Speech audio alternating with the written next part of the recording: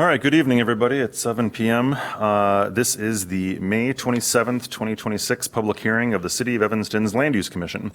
The zoning ordinance directs this body to hear applications for map and text amendments, special uses, major variations, plan developments, appeals of the zoning administrator's decisions, as well as to make recommendations regarding the city's long-term planning goals and objectives. Depending on the type of matter, this commission will either be the determining body or make a recommendation to City Council. Mr. Bebo, please call the roll. All right. Commissioner Aravalo? Here. Commissioner Berlin? Here. Commissioner Harris-Ferre? Here.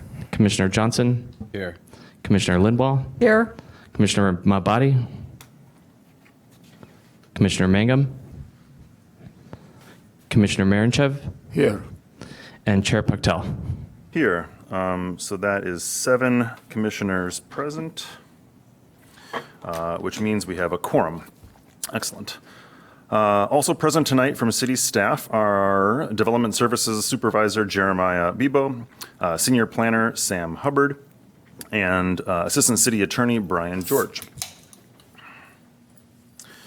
This is a formal hearing, and there are rules that govern these proceedings. Anyone who wishes to address the commission on any matter on the agenda tonight will have an opportunity to do so at the appropriate time. For cases, our procedure is to hear from staff on the documents on file, then receive testimony and other evidence from the applicant or appellant. Any person with legal interest within the defined notification requirements of the subject property may then present evidence, submit questions for the applicant or appellant, or seek a continuance of the hearing. Please be sure to sign in on the public comment sheet that was outside in the lobby. If there are many people signed up to speak, commission rules allow the chair to limit the amount of time for each person's testimony. Do I have that sign-up sheet?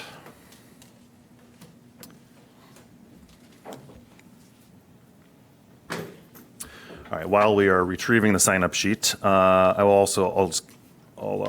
continue. All testimony will be taken under oath. When testifying, please state your name and address for the record. All testimony from presenters and members of the public, including specific questions for the applicant or appellant, shall be directed to the commission. Although we do not follow strict rules of evidence, please limit your testimony to the proposal as it relates to the standards within the zoning ordinance and staff memorandum. These meetings are audio and video recorded, so it is critical that only one person speaks at a time and that the speaker is at a microphone so that all testimony provided is properly recorded. Thank you.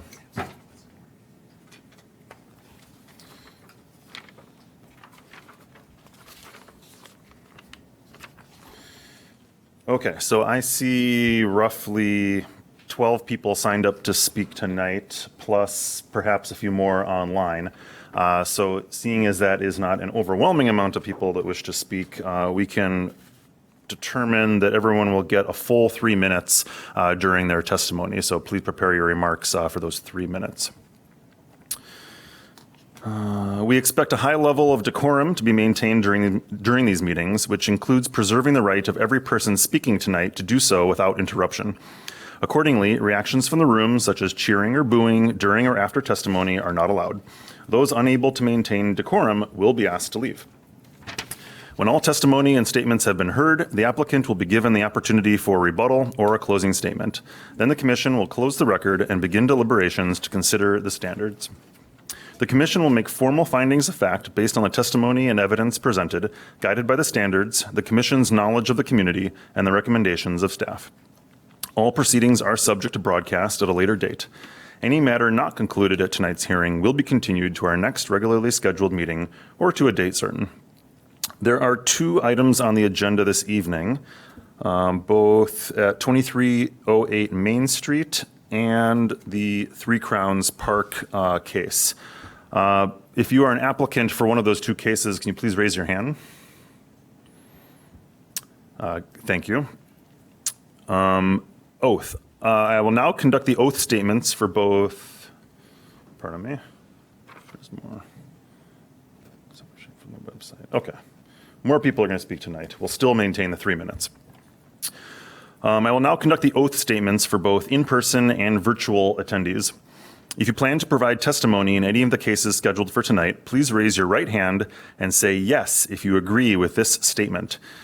Do you swear and affirm that the testimony you will provide in connection with this case will be the truth, the whole truth, and nothing but the truth? Yes. Thank you. The first item of, let's first also recognize that, maybe not. Yes. Oh, there you are. Commissioner Magnum just arrived, so we're now up to 8 commissioners. All the more so we have quorum. Okay. Okay, the first item of business is review and approval of minutes from the April 22nd, 2026 meeting. Are there any edits or comments to those minutes? I just have one minor one on the second paragraph on page 3 of 6.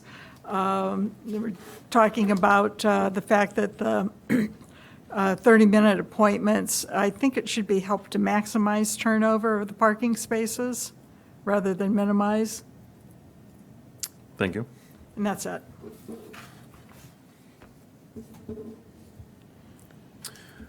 Okay, if no other comments on those minutes, can I have a motion to approve? Move to approve the minutes as edited. Second. Okay, moved by Lindwall, seconded by Harris-Faree. All those in favor? Oh, no, we do need a roll, right?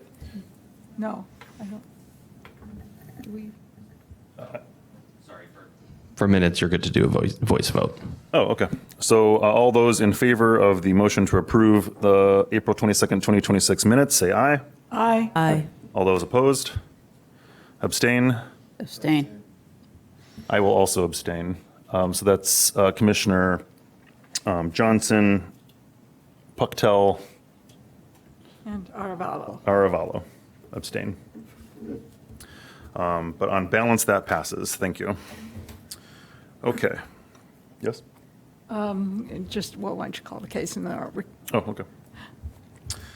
Okay, so the next item on the agenda is the case at 2308 Main Street. And yeah, that's fine. Let's go ahead with that. Okay. I need to recuse myself from consideration of this case, so I will leave the dais, but I'll be back for the next case. All right, thank you, Chair, Vice Chair Lindwall. We will call you back when we need you the next case. We're very careful about conflicts of interest here on the Land Use Commission. Okay, so can the applicant for this case please come tell us about your case? Would you like me to introduce it, Chair? I'm sorry? Would you like me to introduce it for the record? Oh, yes, thank you. Okay, no big deal. So we have the first item, new business, is special use for a wholesale goods establishment located at 2308 Main Street, record number 26ZMJV-0019. Graphic Design Group, LLC, acting as the applicant, requests a special use for a wholesale goods establishment in order to operate an Amazon mini fulfillment center within an existing multi-tenant building in the C1 Commercial District. The Land Use Commission makes a recommendation to the City Council, who is the determining body for this case. And as stated in the staff report, staff is supporting or is recommending approval of this special use. Thank you. Thank you, staff and commission. So my name is Nathan Eady. I'm work for Amazon on our economic development team, and pleasure to present to you guys tonight a relatively new business model for us called Amazon Now. It's kind of continues our journey with customer obsession about if there's one thing we do best, it's to deliver things fast and consistently and transparently. And so we started that journey about 7 years ago when we started building our own logistics network. And so for most of our customers, that went from getting your deliveries through postal service or third-party carriers that sometimes took 5 to 7 days and were inconsistent. And then we started with Prime and delivering packages in 3 days or less. We've since moved from that into most major cities with our same-day delivery, which often gets you your orders within 3 to 4 hours of being placed. And now this is the next iteration of that, which is for your most common and urgent items that you'd like. You can order it and we deliver in 30 minutes or less. But in order to provide that level of proximity to our customers, we need a network of very small and neighborhood scale facilities to be able to provide that service. And the greater Evanston and Chicago area is one of the metropolitan areas we'd like to be on the front end of that expansion. So staff, can I move the slides on my side? You should be able to control it. Perfect. Thank you. So pretty simple concept, like anything that you order from Amazon, you can start with your phone or your computer. If this service becomes available in your area through projects like this, essentially things would be added to your option that says if you want to purchase this commonly ordered item, we can deliver it in 30 minutes or less. So this is not everything on the Amazon marketplace. These are the things that we know customers want routinely and they want urgently. So think toilet paper, paper towels, groceries. Based on customer demand, these facilities tend to specialize in about 70% consumable foods and beverages are the products that are ordered. And the other 30% are common merchandise, AirPods, cell phone chargers, that sort of thing. So items that customers in this metropolitan area consistently want with great urgency. And so if we stock it in a neighborhood store, we know it's going to be ordered. You place the order on your phone within 3 to 4 minutes. That reaches our system, and a local employee pulls that off the shelf, places it in a bag, and gets it ready for a flex driver to come pick up. Flex driver comes, spends usually about 3 minutes to 4 minutes on site, walking in, picking up the order, walking out, and going and delivering it to the local business or residence.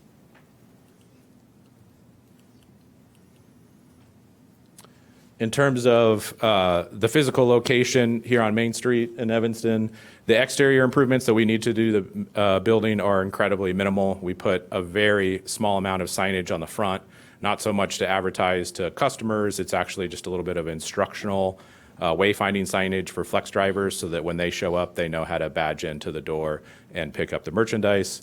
On the back end of the building, there is a man door right now that only has a raised concrete staircase. We're going to add a small amount of concrete back there to extend a safer and flatter path of travel to the public sidewalk.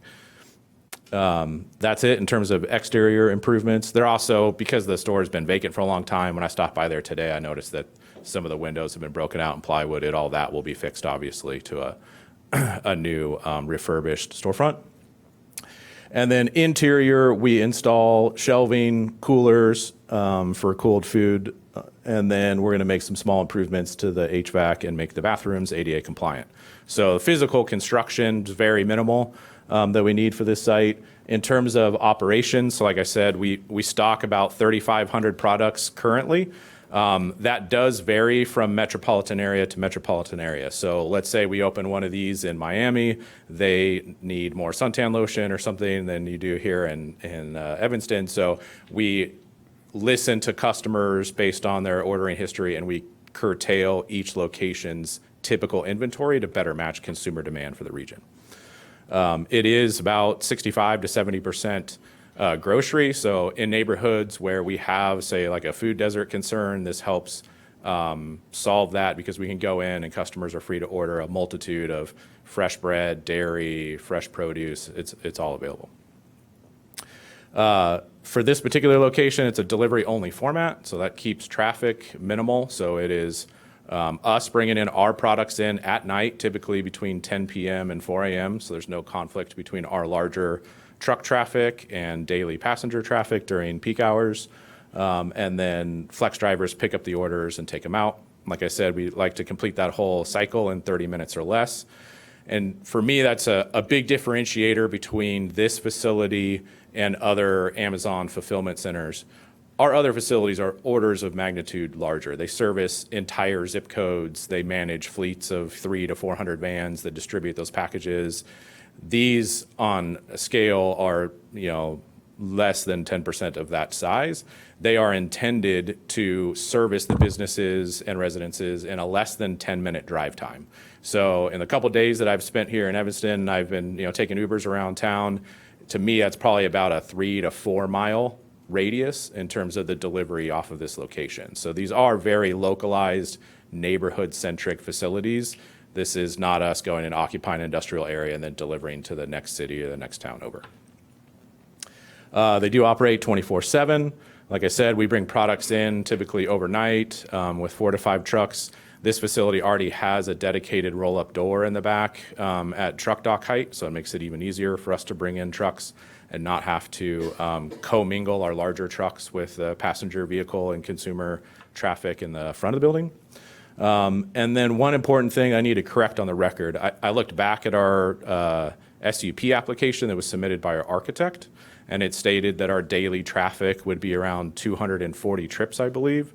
I think our architect and our construction manager took a real-time number, that is the traffic that our facilities of this type that are already open and operating are averaging today. But those facilities have only been open for 3 to 6 months on average. And so they have not reached like peak like customer market maturity yet. A lot of our customers don't even know that we have this service yet. And so 250 orders per day, in our opinion, doesn't reflect like what the mature operation will be here. I think that'll get closer to 750 or 1,000 trips per day. And I don't want our clerical error to misstate, our traffic to be lower than what we expect it to be. Now, in context, many other commercial uses that would be allowed in this, say like a Walgreens or a drugstore, we typically are about the same level of traffic because it's a very similar business model, just operated in reverse. We are bringing the product to the customer versus the customer is coming to the store. And we are less traffic on average than a convenience store chain like a 7-Eleven, et cetera.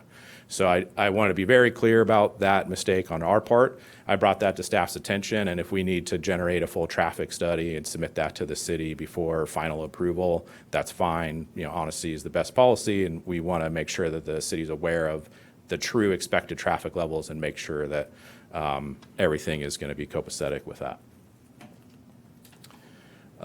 Briefly, this is the existing building. It's currently demised into about 6 different suites right now, only 2 of which I think are occupied. I will work with staff because I do think that there is some confusion about what the legal addressing should be after the end of this. As it exists today, we're mostly occupying what is addressed as 2312, and I believe maybe a portion of 2310. I have a feeling 2308 came because that is the first vacant suite. So when you go to the building right now, I believe it's like 2302, 2304, and 2306 have occupied businesses, and then starting with 2308, there on up, they're all vacant. So I have a feeling the landlord just picked like the lowest legal address on the building and advertised that, and we've just kind of inherited it. So we'll have to work with staff or the fire department, whatever, to make sure that our legal address matches the suite that we occupy should the project be approved. This is the floor plan. So on the front street side, where there's an existing conventional parking lot striped with 21 spaces, I believe, and that's where the storefront door is. So that is where flex drivers would come in. They would park in one of those stalls. They would enter the storefront door, and they would walk into a front of house area where our warehouse associates are pulling items off of the shelf or out of the coolers and prepping those for delivery. On the back side of the building, so page left, this building has a rather unique design where, although it kind of has a layout similar to a strip mall on the front, it has very industrial style dock doors on the rear, and our suite has one of those dock doors. So products that come in overnight would come in on the back side of the building. Our box truck would mate up against the door. Full pallets of product would be brought directly into our facility, and overnight those products would be taken off the pallet and put on the shelves and ready to do business the next day. I can provide, let's see here. I think I'm on some sort of Zoom setting or something.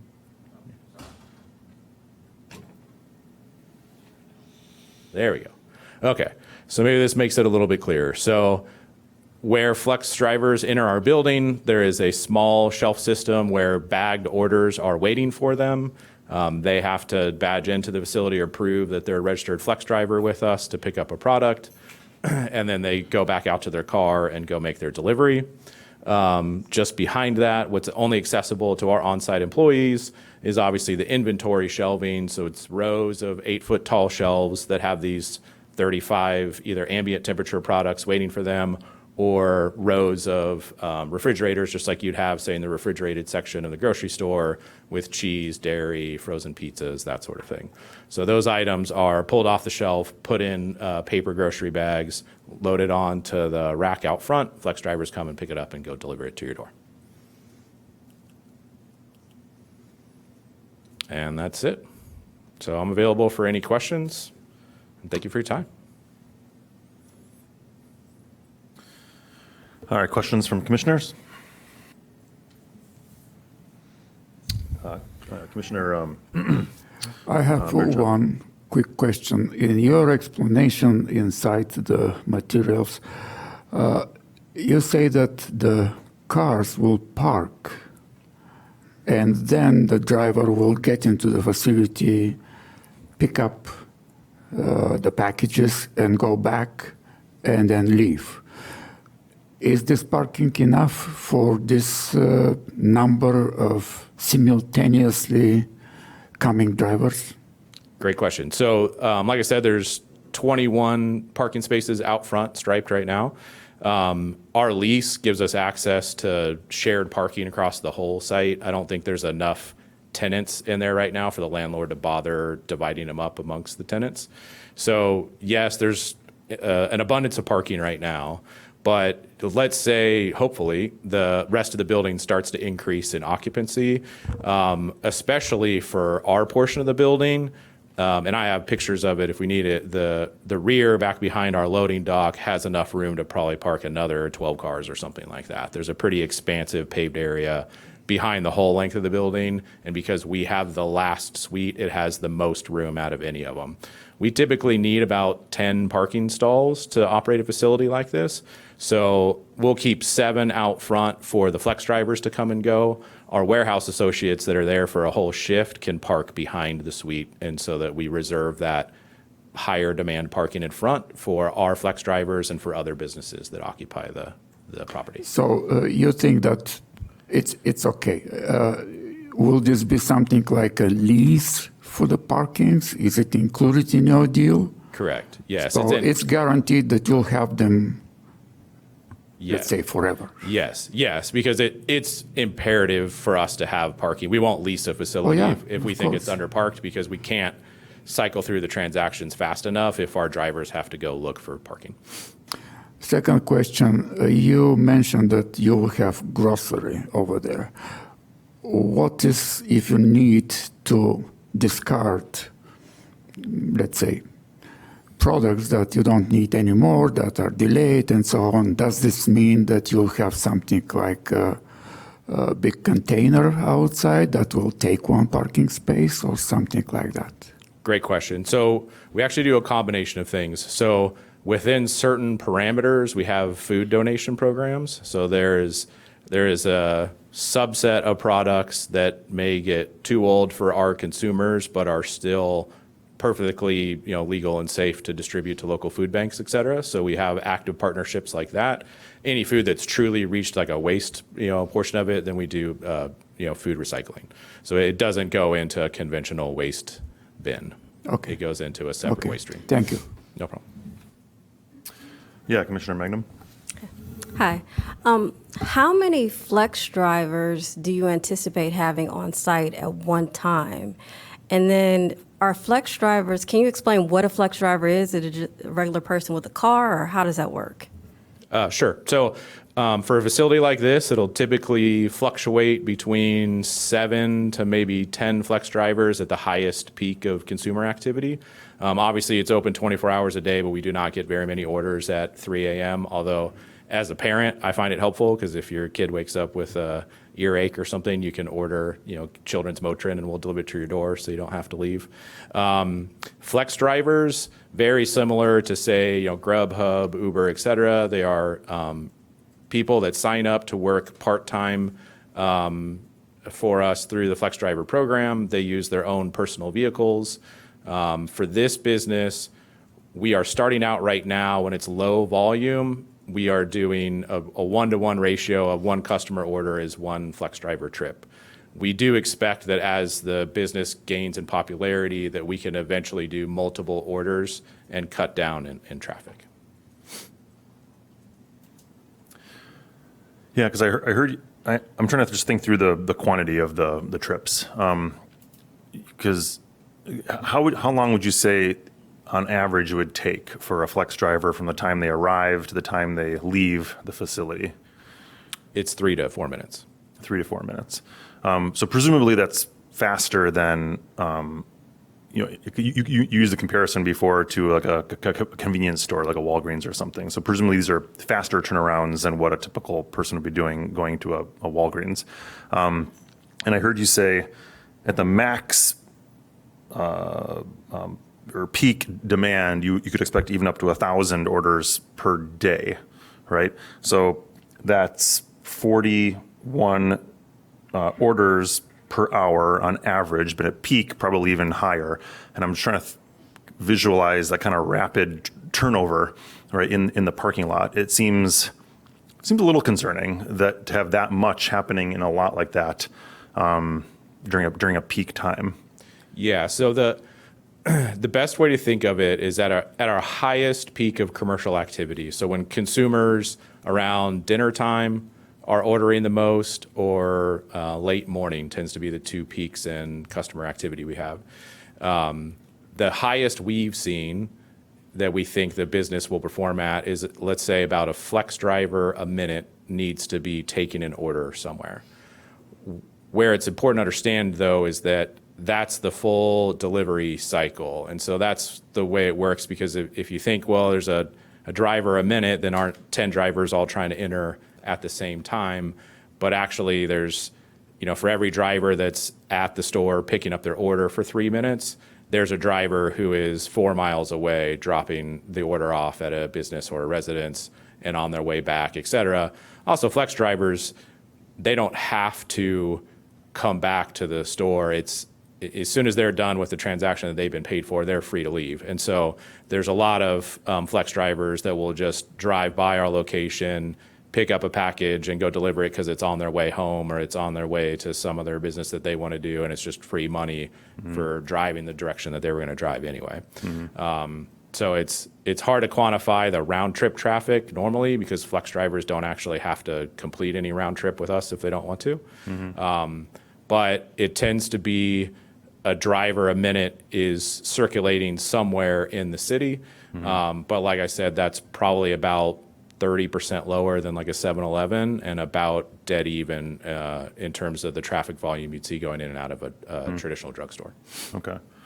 And presumably the flex drivers are being, paid per item delivered, right? So they have an incentive to be expedient. I'm just can you tell us any more about how you maybe thought through like the traffic flow within the parking lot? Yeah, so great question. So we've been using flex drivers since 2019, I believe, for our larger SSD facilities. So that part of the business is not new to us. Like, we've been doing that for 5 or 6 years, and we've had ample time to work out the kinks and balance, like you've said, the incentive between a driver wanting to deliver quickly so that they could repeat trips and make more money, but we need them to do it safely. And so we have safeguards there where if flex drivers are breaking our safety protocols, eventually they are not invited back to continue to work in the flex program. So similar to Uber or any other business entity, they create a robust set of rules to help create, a safe relationship between us and the independent contractor like that. So forgive me if I missed it in the packet, but is there a flow plan for your parking lot? No, I don't think we provided like a path of travel plan, I guess, if you will. Right now, I think the parking lot was so underutilized, or just traffic engineers didn't feel it was warranted, but we'd be more than happy to provide it. It's pretty simple. They can pull in off Main Street. There's, I think, 2 or 3 driveway entrances that go into that front parking lot. And then the nice thing, like I said, is we don't have to commingle our heavier trucks. They all, use a different alleyway and access exclusively the rear of the building. All right, thank you. Other questions from commissioners? Yeah, Commissioner Berlin. Hi, I understand that you all are still ramping up in terms of what you anticipate. And this might be a strange question for a business, but bear with me, do you imagine having a ceiling on the amount of volume? Because where I see a difference between something like this and, say, a Walgreens or a convenience store is if I'm driving and I think I'm going to stop at Walgreens and there's no parking spots because it's Memorial Day weekend and everyone's running in to grab the, soda, I can see that congestion and I can keep going, right? Whereas if you all ramp this up, it sounds like the parameters, you said, you imagine a 3 to 4 mile radius. So it sounds like that's still a little bit in play, how far out you're going to go. It just sounds like there's potentially a couple of variables that could create congestion. And so I'm wondering what backstops you all have in place to prohibit that. Yeah, it's a great question. And it is admittedly, it's a new business type for us that we're only 6 months in. And so there will be some lessons learned. We have, I would say, short-term protections. So one is for all these facilities, I think our standards, we only are starting out with a 5-year lease. So let's say the building or the business starts to mature and we're finding ourselves outgrowing the space, then we can move hopefully into either a bigger location within the city of Evanston, or in this instance, we could take up more of the building. So there's a couple of different flexibility issues that we've thought ahead on in terms of the very short term. Also for us, any type of congestion that we cause that slows down our transaction starts to hurt our business. And at that point, it's better for us to just start opening additional locations than let individual locations like this get too congested. Does that make sense? The long term, like I said, what we hope to do is also perfect the algorithms that let us predict how we can add multiple orders to a single trip. And at that point, we should be achieving the same level of commercial activity that traditional retail has, but reducing traffic by maybe 40% or something like that. So we're looking at that. The other answer is it's very metro specific. So, we have facilities in Oklahoma where a 10-minute drive time is 12 miles, or we have New York City where these deliveries will be done by bike, not by vehicle. So we are very flexible in our business model to make sure that we're a complementary part of the neighborhood that we're going into. And then you also distinguished between a flex driver and another type of driver, which just got me wondering, are there also salaried workers who will be at this facility? So the in-house employees that work to actually stock the shelves and prep the orders and stuff like that, those are actual on staff. I believe they're hourly Amazon employees. Okay. Full-time workers, though? They can be. Yeah, okay. Can I ask staff a question now, or should I wait till later? You can ask a question. Okay. More questions. One is, it sounds like you had been informed of the severe undercount of traffic. Does the city continue to recommend this for approval based on the multiple of 3 to 4x? We could go one of two routes, and either route I would be comfortable with. So if the commission wanted to, they could essentially request that it be continued until they provide us with an accurate, at this point, we would require a traffic impact analysis so that we could review it. And then this goes beyond zoning. So send it to our traffic engineers for their review and make sure that other intersections are being analyzed. And then we can bring that back to you when it's done. Or if the commission can also make a recommendation tonight, but I would recommend that you add a condition that city staff be delivered, or that we receive that traffic impact study prior to scheduling them for the city council. And then we have the ability to include any potential infrastructure improvements that need to be made at the expense of the applicant prior to going to city council. Okay, so one more question, one comment, and then I'll stop. My question is, how long has this building been vacant? I do not know that. I believe AutoZone was here. I'm not sure when they closed, though. A couple years, maybe a year to two, 1 to 2 Okay, years. so not forever, but for a little bit. Right. Okay, well, I mean, personally, this seems like a pretty dramatic difference in numbers. I would be comfortable saying, let's just pause it and get a traffic study and have the city look at it again, as opposed, personally. I have some questions. That's okay. for Yes, the- Commissioner Harris-Free. Yeah. So what other cities are these mini fulfillment centers operating right now? Oh, great question. So let's see. As of a week ago, we have 27 of them open. So Okay. that may be closer to 30 now. I looked it up because I thought you guys might ask that. So I believe the closest cities today are we have 3 locations in Philadelphia and 1 location in Minneapolis. We have 2 that will probably open elsewhere in the Chicago metropolitan area in the next couple weeks. They're not quite ready to launch yet, but very close. Most of the rest of them so far are then sprinkled across like Texas and Atlanta, places like that. Okay, and those more congested areas, do you know how many parking spots or what the traffic flow is like for those cities? So again, we tend to these don't fluctuate greatly in size. So like a good example here, we could have approached the landlord and said, we'll take the whole vacant portion of the building, which would be probably more than twice, maybe close to triple the square footage we're leasing.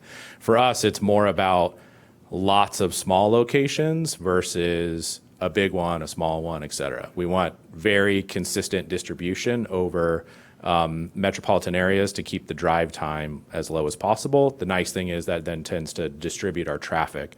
In our larger fulfillment centers, we control it by releasing our vans in waves. So we'll actually load up 20 vans, let them go, hold the next wave back for 25 minutes, then release them so that we're not overloading intersections. For facilities like this, it isn't necessary because it tends to only be at the very peak of traffic, a car every 3 or 4 minutes that's entering the roadway.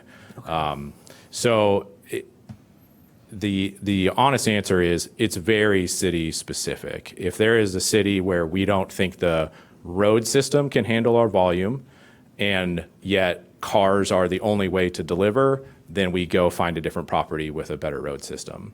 If it's in a very unique market, like say, New York, then we change the mode of transportation completely and we'll use bikes or other means of delivery. So I would say that for us, keeping the traffic congestion to a minimum is just as imperative to the profitability of the business and keeping the prices low for customers as it is to protecting the city's best interest. If one of these sites creates a bunch of road congestion, we either need to fix it or we need to close it and move somewhere else. Okay, further questions from commissioners? I just meant to say one more thing to Commissioner Berlin, to your response to, and just kind of talking about the traffic conversation here, just keeping in mind too that this property plus the properties to the west are all intentionally zoned C1 for commercial uses to support generally higher traffic generating land uses, grocery stores, convenience stores, and other retail uses, and they are located along traffic roadways that are designed to accommodate those higher impacts. So I mean, it's hard to know without seeing the study itself, but generally speaking, I would expect it to be able to be accommodated on the site. If anything, the study might recommend some like pork chop islands in order to restrict movements to like right in, right out only. Again, hard to know without seeing the study and the actual numbers, though. And I understand your point. I mean, you all are selling speed, not drug, but times, right? So, yeah. Wait, are you in Oklahoma? That's where. Oklahoma. That is a good question. I can't remember off the top of my head whether or okay. not we have an Oklahoma site open yet. But yes, That's where I'm from. It is on our list for sure, Oklahoma City. Okay. Hearing no further questions from commissioners, we will now move on to public comment. Thank you very much. Thank you. I see on the sign-up sheet, one person signed up to speak, Albert Ferguson. Yeah, come on up. And if there's more, I'll ask for it. Raise your hand if you also plan to speak on this case in person. I don't see anybody else. Okay, we'll check online as well. You have one, Max. Oh, I might say one thing since I'm here. okay, we'll get to you as next. All right, Albert, can you please state your name and address for the record and tell us what you want to say? My name is Albert Ferguson. I live at 2300 Park, but I actually hold the lease on 2306 and 2308. So 2308 is actually currently leased to me. One of the issues, though, is I've had times where I've attempted, I filed for grants through the city, and I think that sometimes the landlord has identified it as 2308 Unit 1, 2308 Unit 2, 2308 Unit 3, instead of 2308, 2310, 2312. But certainly the front is 2312 for his space, 2308 for my space. Okay. So that's an important designation to get across. But also I can talk to you a little bit about the parking lot. Most of the people who are there have very little traffic. Might have one or two people in. There's a screen printing store. And there's something else, SATA, that's there. They might have one, maybe two people coming in at any given time. I have a personal training studio, so I might have one or two people at any given time. But then when I have an overflow of 10 or 12, we all enter through the back, so we'd never be in the front. So there is pretty much a multitude of available space in the front, particularly along the 2308, 2312, 10, right in there. Their space is certainly 2312, but also probably the front half of 2310, because I have 2308 in the back half of 2310. So that is an important designation, just to make sure that we get right. So far as, traffic concerns, there are a lot of places you can go once you turn out, but what this gentleman had said about, maybe right in, right out, I know turning across traffic, particularly when it comes to rush hour, is extremely difficult. So I'd imagine someone turning in and turning out, but again, if people are turning right out, it's really not going to be much of an issue because there's a way for them to get, and they're not, everyone's not heading down the same side street, so it should be just fine. But I do want to speak to, as I said, the two things, which traffic study, clearly you guys are looking at that. And then the second thing is there is really available space, a lot of space in the back, particularly like he says, he has that corner unit, they could put a ton of people in the back. It's underutilized now, but because my business picks up at night, we've never run into each other, but I imagine it's not going to be peak time between 7 and 9. So just, want to throw that out there to give some more context. Yeah. All right, thank you very much. Sure. I'm noting that city staff is taking abundant notes on the sorting out of the issue of the actual address of the case. I'm sure we will figure that out. Thank you. Next, could you please come up and state? I'm going to save it. I'll stay focused. I don't want to. Okay, very, very well. Is there anybody online that wishes to speak on this case?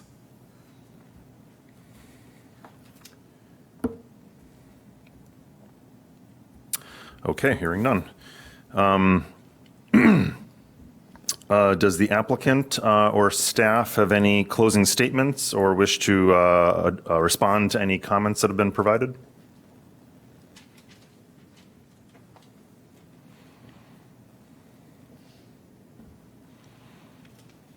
I won't take too much more time.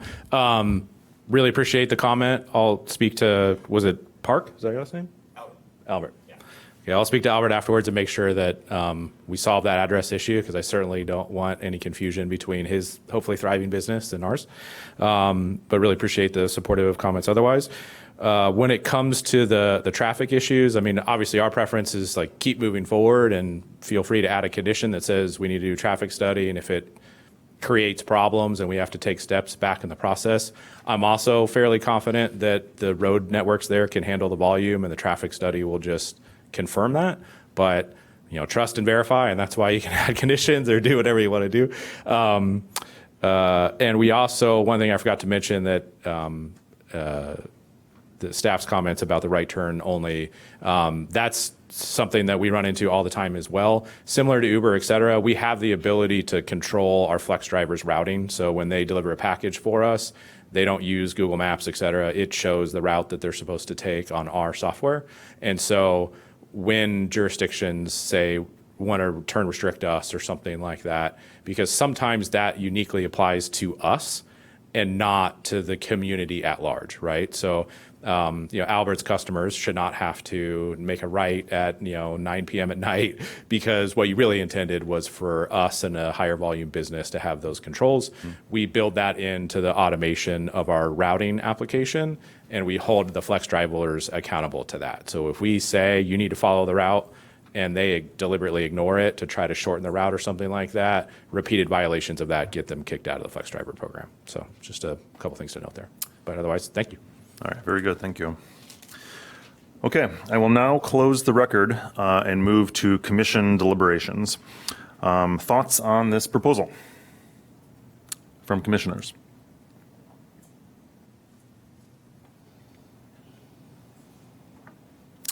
Yeah, Commissioner Johnson? Thank you. I just had a thought about the car traffic, the 750 to 1,000. It does seem, I mean, I'm not a traffic engineer, but that does seem to be in the ballpark with a busy, like CVS or a Walgreens. But because this place is open 24 hours a day, and I know that the in and out, like that the driver pickups will be clustered certain times a day. But if you take 1,000 car visits at a Walgreens, but you condense them into the opening hours versus 1,000 car visits over potentially a 24-hour period, you're actually generating less traffic per minute, and it's somewhat a little bit more smoothed out. So that number, that 750 to 1,000, it was, that's much higher than what was in our packet. But looking at the comparison to a busy drugstore, it seems about in that ballpark. And given what the adjacent development and the roadway infrastructure is in that part of town, it's not an alarming volume to me. Now, that may not share that opinion, but it just doesn't seem in comparison alarming from my perspective. I agree with Commissioner Johnson. That area, actually, there is a light right on the corner, which would basically distribute the traffic as well, getting in and out of that area. I don't think that's, and actually it's like a side road to get to Sam's Club all the way down. You can take that and it goes all the way to the back. That's also a very unutilized area right now. Everybody usually comes down the main road to be able to get to the gas station for Sam's. So, and that's usually the biggest volume.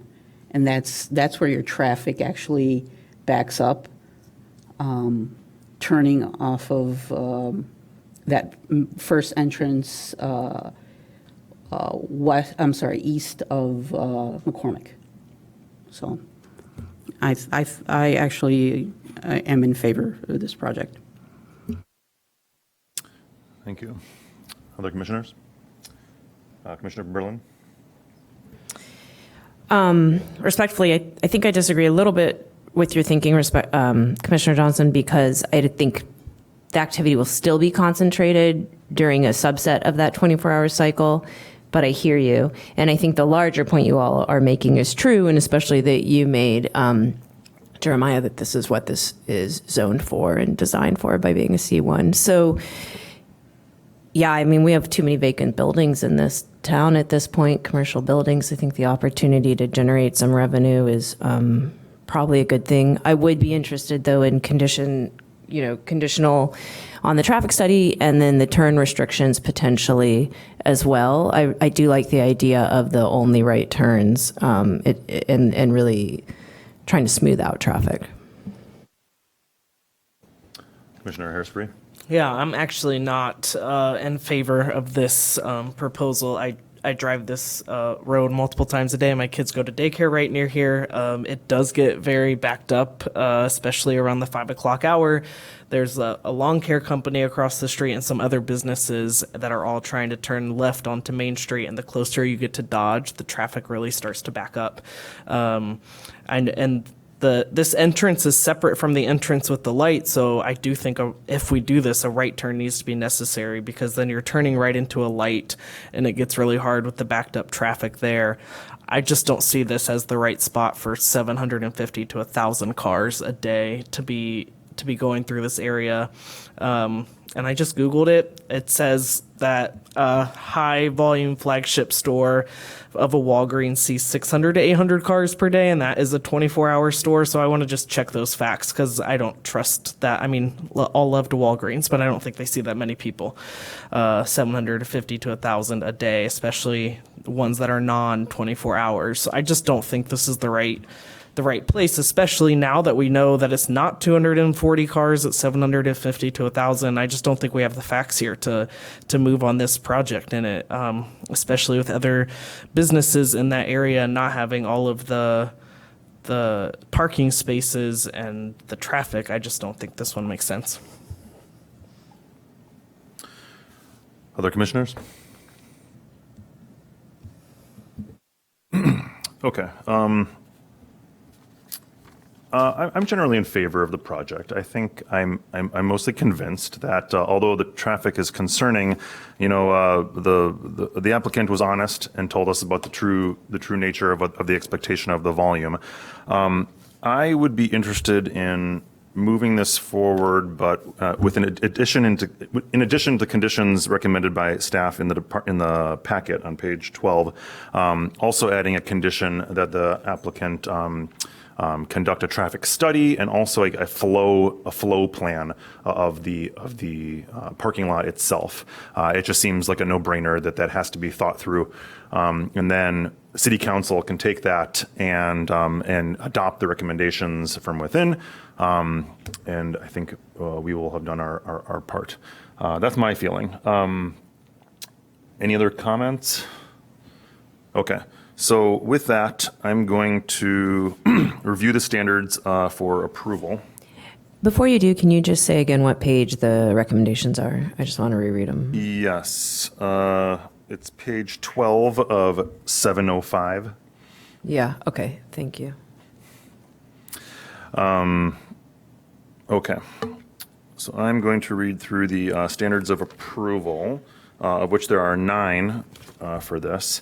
And what I will do is I will state my opinion about based on the consensus of what I'm hearing of the commission. And after I read each one, if you disagree with what I've concluded as the consensus of the group, just state that for the record, which will then obligate you to vote no for that part. Number 1. It is one of the special uses specifically listed in the zoning ordinance that is confirmed. Well, actually, that's worth just a discussion. So it's worth noting that our zoning code actually doesn't have a specific definition for this kind of business. Our zoning code is older than the conception of what this business is. So city staff has done their due diligence and gone through all of the options that are most closely aligned, which they are allowed to do per the zoning code. And they've determined that this is a wholesale good establishment, which is pretty much in line because there is no specific customer-facing retail. And so therefore, we're saying it meets that one of the special uses listed. Number 2, it is in keeping with purposes and policies of the adopted comprehensive general plan and the zoning ordinance as amended from time to time. It meets the purpose of providing a diverse set of businesses to the community and filling a vacant storefront, which is good for the community. Number 3, it will not cause a negative cumulative effect when its effect is considered in conjunction with the cumulative effect of various special uses of all types on the immediate neighborhood and the effect of the proposed type of special use upon the city as a whole. Clearly, traffic congestion is a concern. I feel like we are doing our due diligence by requiring the traffic study and getting professional opinion on how to best manage that for a commercial area. Number 4. It does not interfere with or diminish the value of property in the neighborhood. There are no immediate residential areas nearby, so this is fine. Number 5, it can be adequately served by public facilities and services. Yes, it's in a existing commercial area that's already supported to support that. Number 6, it does not cause undue traffic congestion. As we've discussed, that is certainly a concern, but we are trying to cover that with the traffic study.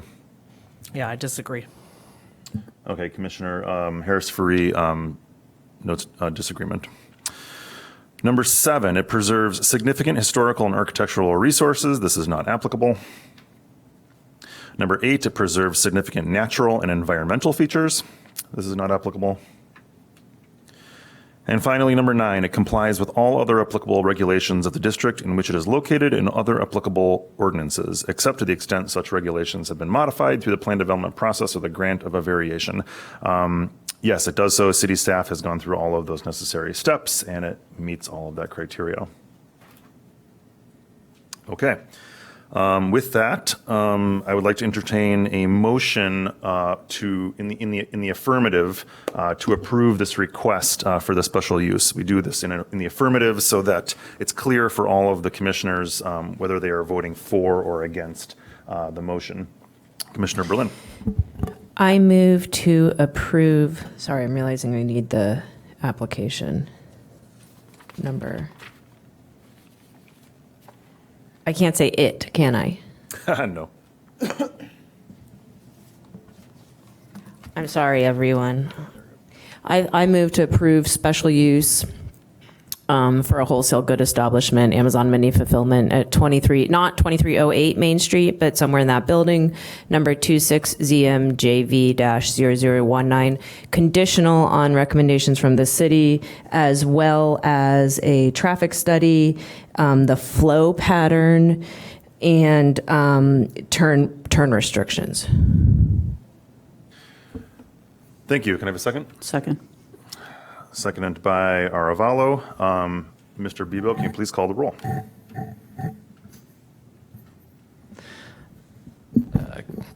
Commissioner Aravalo, Yes. Commissioner Berlin, Yes. Commissioner Harris-Faree, No.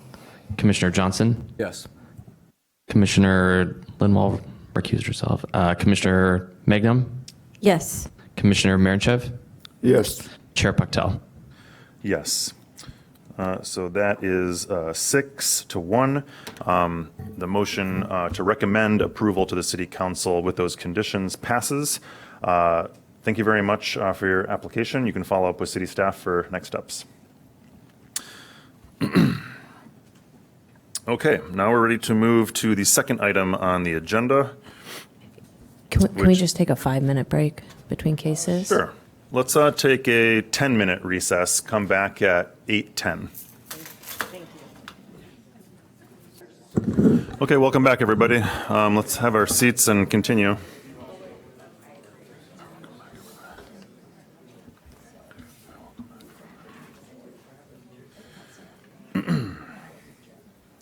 Okay, the next case on the agenda is 3 Crowns Park, amendment to the plan development and special use. Staff, could we please read the case into the record? Good evening to the Land Use Commission, and thank you, Chair Paktel. The request is made from Lenny Asaro of Taft, Stettinius, and Hollister, and he is the applicant on behalf of Covenant Living Communities and Services, requesting approval of an amendment to Plan Development Ordinance Number 33-0-05 to allow modifications to the previously approved development plan and modifications to the conditions of approval, an amendment to special use ordinances number 67-0-72, number 67-0-81, number 115-0-82, and number 112-0-83 is also being requested to allow modifications to the Pioneer Building and the conditions of approval to allow for the conversion of the Pioneer Building into 23 independent living units and the addition of parking areas and associated improvements to the subject property, which is in the R4 General Residential District. As part of this application, the applicant has requested the following site development allowances. Section 6-8-5-7A to allow parking within a front yard fronting McDaniel Avenue, Colfax Street, and Pioneer Road, where parking within a front yard is prohibited. Section 6-16-2-1C1 to allow parking in a front yard abutting a street, McDaniel Avenue, Colfax Street, Pioneer Road, where parking in a front yard abutting a street is prohibited. Section 6-4-6-3B to allow open off-street parking in a front yard setback where open off-street parking is required to be located within 30 feet of a rear lot line. And number 4, sections 6-4-6-3B, 6-4-6-7F3A, and 6-4-6-7F2A2 to allow an accessory structure, a pergola, in a front yard where accessory structures are prohibited, and to allow a 6-foot tall solid fence in a front yard where fence heights are restricted to a maximum of 4 feet tall and 70% openness. As part of the hearing this evening, the applicant may seek and the Land Use Commission may consider additional site development allowances and zoning approvals as may be necessary or desirable for the proposed development. For this application, the Land Use Commission makes a recommendation to the City Council, and the City Council is the determining body for this case. Staff has not made a recommendation to approve or deny this project, but recommends the Land Use Commission review the standards for approval to determine if they have been met. Should it be determined that the standards have been met, staff has recommended certain conditions of approval for the Land Use Commission to consider. Thank you very much. Okay, can the applicant please come to the lectern, state your name and address for the record, and present your proposal? Thank you, Chair Puckdell. My name is Lenny Asaro. I'm a partner at the law firm of Taft, Stettinius, and Hollister at 111 East Wacker Drive, Chicago, Illinois. As indicated, I represent the owner, occupant of the property, Covenant Communities and Services, as well as Three Crowns Park. I'm an Evanstonian. I was honored to serve 2 terms on this plan commission, which is the successor, or the Plan Commission, which is the predecessor to the Land Use Commission. It's been a long time. I saw Commissioner Berlin look for her young one back there, and I used to have to bring my kids to these meetings, but they're much older adults now, so they don't come with me anymore. I'm honored to be here, and I'm honored to actually be representing this applicant on this particular project. In a few minutes, you're going to learn about the applicant and the project, but before we start with our presentation, is this the clicker? Okay. Before we start, I just want to identify who is here to testify and present on behalf of the applicant. First, I want to start with Randy Gross, Senior Vice President, Project Development at Covenant Living Communities and Services. Also, Lisa Dye, Executive Director at Three Crowns Park. Brooke Burke, Assistant Director for Facilities Management and the Capital Project Manager at Three Crowns Park. Kathy Kennedy, Senior Manager, Healthcare Navigator and Admissions, Three Crowns Park. Emil Judy, Senior Associate Architect at BLDD Architects. Eric Tracy, PE from Kimley Horn.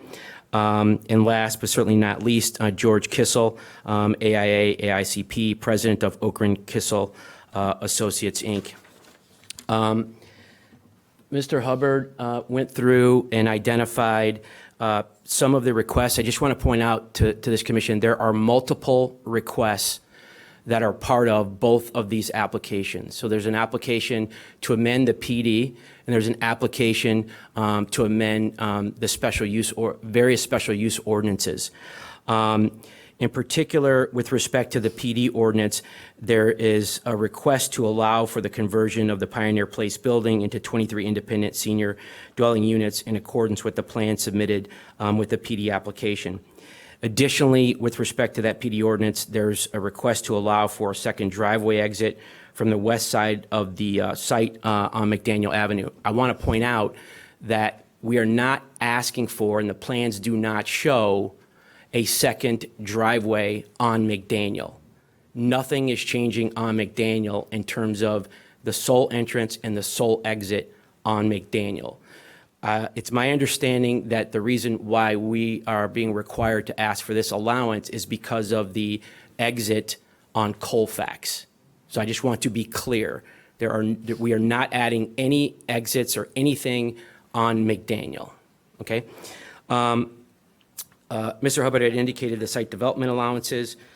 With respect to the special use ordinances, there's a request to amend conditions in a few of the special use ordinances. One is to repeal the 0.37 floor area ratio maximum. The next is a request for an allowance of the proposed parking spaces at the northwest corner of the site abutting McDaniel Avenue with a setback of 13 feet and 7 inches from the property line, and abutting Colfax with a setback of 5 feet from the property line. There's a request to amend the condition number 4, which is for an allowance of a single one-way curb cut onto Colfax, as I had indicated before. And then there's also a request to repeal the condition of approval requiring dense evergreen hedgerow screening of the entire existing parking area. And all of that pertains to Special Use Ordinance 67-0-72. Next is Special Use Ordinance 67-0-81. There, again, there's a request to repeal the .37 maximum FAR, which is the same thing that apparently happened to show up in the ordinance that I just referenced. Additionally, there's a request for an allowance of the proposed parking spaces at the northwest corner of McDaniel and Colfax. I won't repeat that, but there's certain standards in there that are different than the standards in the ordinance that I just mentioned, but there's a request to amend that part. And then lastly, with respect to Special Use Ordinance 115-0-82 and 112-0-83 is to allow for the conversion of Pioneer Place into 23 independent senior dwelling units in accordance with the plan submitted with the PD amendment application. Before I turn it over to our next presenter, just to give you an order of presentation. First, we're going to present to you about the project and the Three Crowns Park operations as a facility. Next, the architect, Mr. Judy, will present on the plans. Following Mr. Judy will be Eric Tracy from Kimley Horn. He is the PE who's going to present on the traffic and parking study. And then after that, Mr. Kissel will present on the land use and evaluation report and the standards, basically taking all of the evidence, all the plans and testimony, and demonstrating why we've satisfied our burden with regard to the standards. And then finally, we're going to focus on the parking plans. I think we all kind of know, based on reading the packet, kind of what the major focus of the discussion is. And so on that, we want to talk about the proposed parking plans and the various options and sort of the evolution as to those. Before I turn it over to Randy Gross, I just want to point out that with respect to the staff report, we won't be spending much time on, unless the chair of the commission asks us to do so, on points that are really not in dispute here regarding our requests. Because the staff report says that it takes no position, or it's neutral on all of the requests, which are plural, okay? It's very, very important to understand that one of the requests is to allow for the adaptive reuse. I don't think you're going to hear any testimony from any objectors that they're opposed to doing an adaptive reuse of the Pioneer Place building. That's really, really important. And I don't think that staff objects to the adaptive reuse of Pioneer Place. But that is one of the requests of many. But they took a position of neutral on all the requests. You're also, I don't expect you're going to hear any opposition to the request to allow for an accessory structure in the front yard, and the allowance of the 6-foot tall solid fence in the front yard with the pergola. I don't think you're going to hear any opposition to that. Also, I don't think you're going to hear any opposition to the repeal of the .37 FAR. Again, based on the report. I'm not saying that that's what they said, but I'm saying you're not going to hear any opposition to that. And then I don't think you're going to hear any opposition with respect to the repeal of the condition regarding the dense evergreen hedgerow. And so we're not going to focus on those. We're going to focus, for the most part, on the parking. And so with that, I'm going to turn it over to Mr. Randy Gross.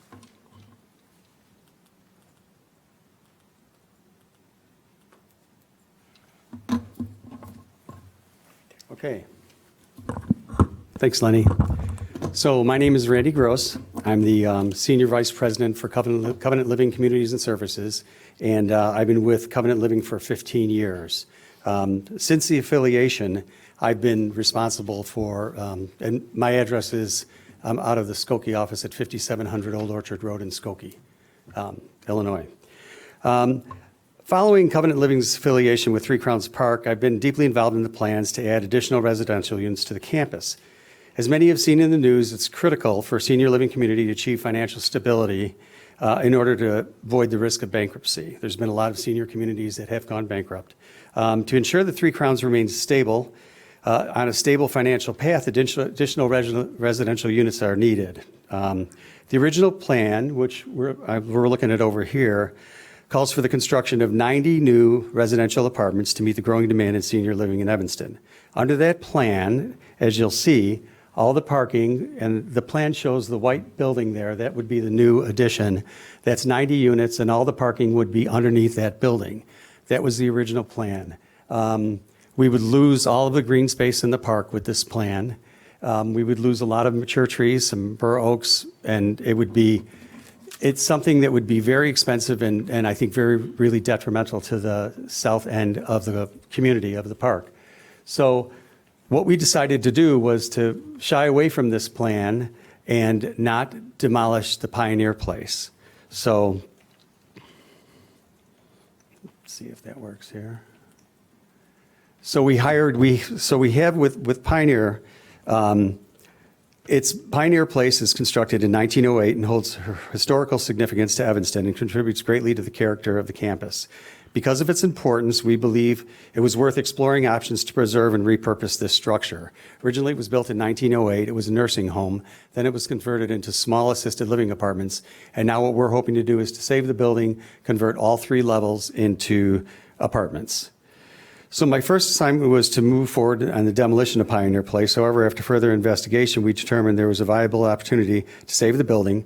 While this alternative would result in fewer residential units, 23 versus 90, it would preserve both the historic structure and the park-like setting on the campus to the south. So we engaged with architects and engineers to come up with larger, more modern apartments. Through this process, we determined that by reconfiguring the main hallway and adding an elevator, the building could successfully be repurposed. Future residents, like current residents, expect convenient access to covered parking. This is one issue with saving the existing building because we can't put parking underneath the building, so we have to find a place for the new residents to park. We currently have 23 underground parking spaces that are used by employees right now. Those could be reassigned to our new residents. However, this would displace employees. So as a result, as a responsible employer, we must ensure that our staff have access to safe, reasonable, and convenient parking, and this approach alone would not meet that standard. So we have developed, and I'm going to talk about it later, several multiple plans to create additional parking. We researched the entire community, the entire campus, to look at all different areas, and I'm going to talk about that in a little bit. But what have we done so far? We've met with the neighbors 3 different times. We've met with the staff and residents. We've analyzed future parking needs. We've spent quite a bit of money with arborists to tag every single tree and look at the old trees. We've met with the forestry department and came up with what we feel is the best place to add parking. We've had civil engineering and we did some survey work, many different parking plans, which I'll review in a little bit. And we developed a revised plan which we believe is the least impact on the community. It is surface parking, but it's not under the building, but we feel it's the best solution.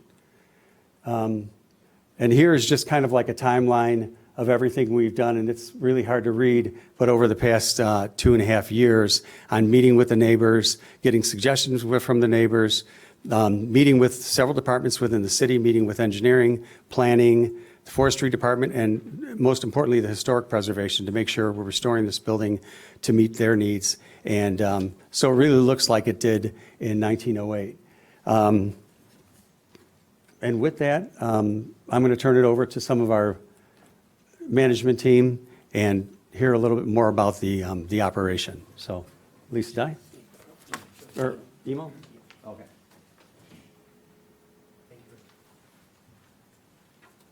Thank you, Randy. My name is Emil Gidi. I'm with BLDD Architects in Chicago, Illinois. And I'll be providing just an overall introduction to the overall project. So here we can see the project site in context with the surrounding neighborhood, showing the different zoning districts. Here's an aerial view. And here is the existing site plan of the community. Pioneer Place is the I-shaped building. It's difficult to see here, but here is our proposed site plan. We will be talking about parking in more detail a little bit later. But this is our proposed site plan showing the different improvements and the parking lots.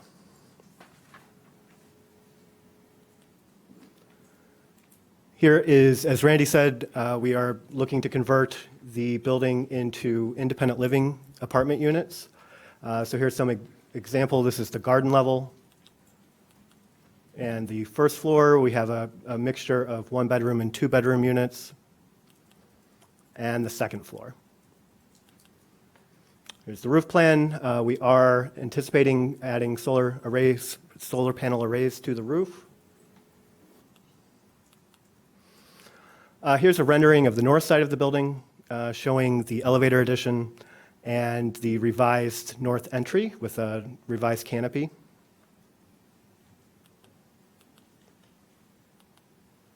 Here's a rendering of the south side of the building, showing the windows where we're replacing the windows, which are not historic windows currently, with windows that are very close to the original windows. We're also doing masonry restoration, cleaning, a new roof, and repointing the entire building. Here's sort of the before and after pictures. You can see that the original windows had been replaced with wood casement windows in the late 70s and 80s. And then below is our proposed elevation, showing the windows restored to how they looked originally. This is the east elevation. This was the first building, part of the building that was built, like Randy said, being built in 1908 and finishing up in 1909. Here's the north elevation. This faces sort of a courtyard, and it's a service courtyard, which also has staff parking.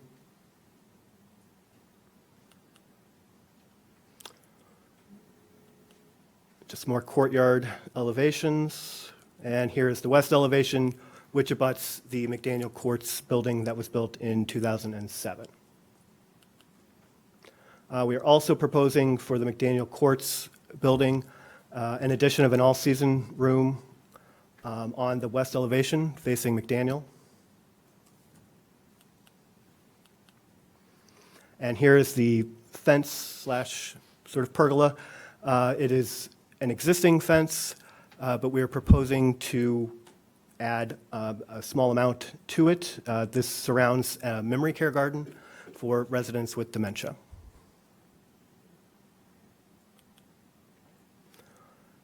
Here's pictures showing the existing windows.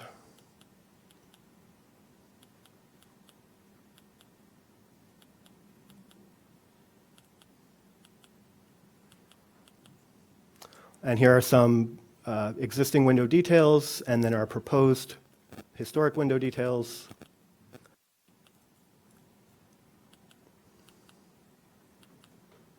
And closer up pictures of typical windows as they exist currently. This is one of the few remaining existing windows that is still on the building. So this is where we took our inspiration from. This is actually just a site demo plan and our site plan. This is the arborist, part of the arborist report, so it identifies all of the trees on the site. Landscape plan, sorry, landscape demo plan, then our landscape plan, and a site photometric showing that light trespass is 0 or near 0 at the property line. And with that, I will hand it over to Eric Tracy from Kimley Horn.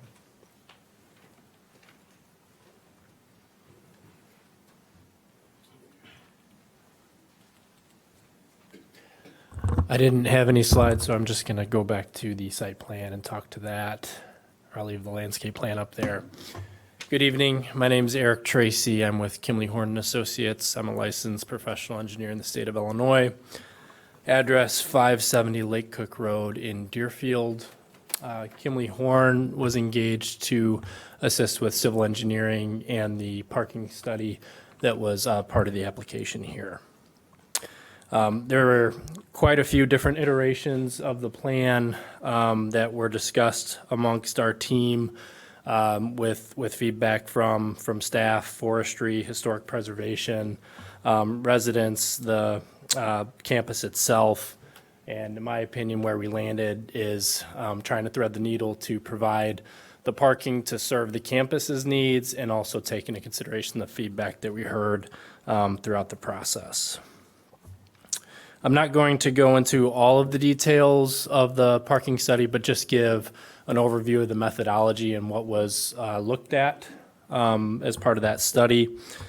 What we studied were 2 typical days, so a weekend day and a weekday, so a Wednesday and a Sunday in October, from the time period of 10 a.m. to 5 p.m. To try and capture what we heard from the campus as being the busiest times out there and create a representative understanding of the current utilization of the parking that exists on the campus today.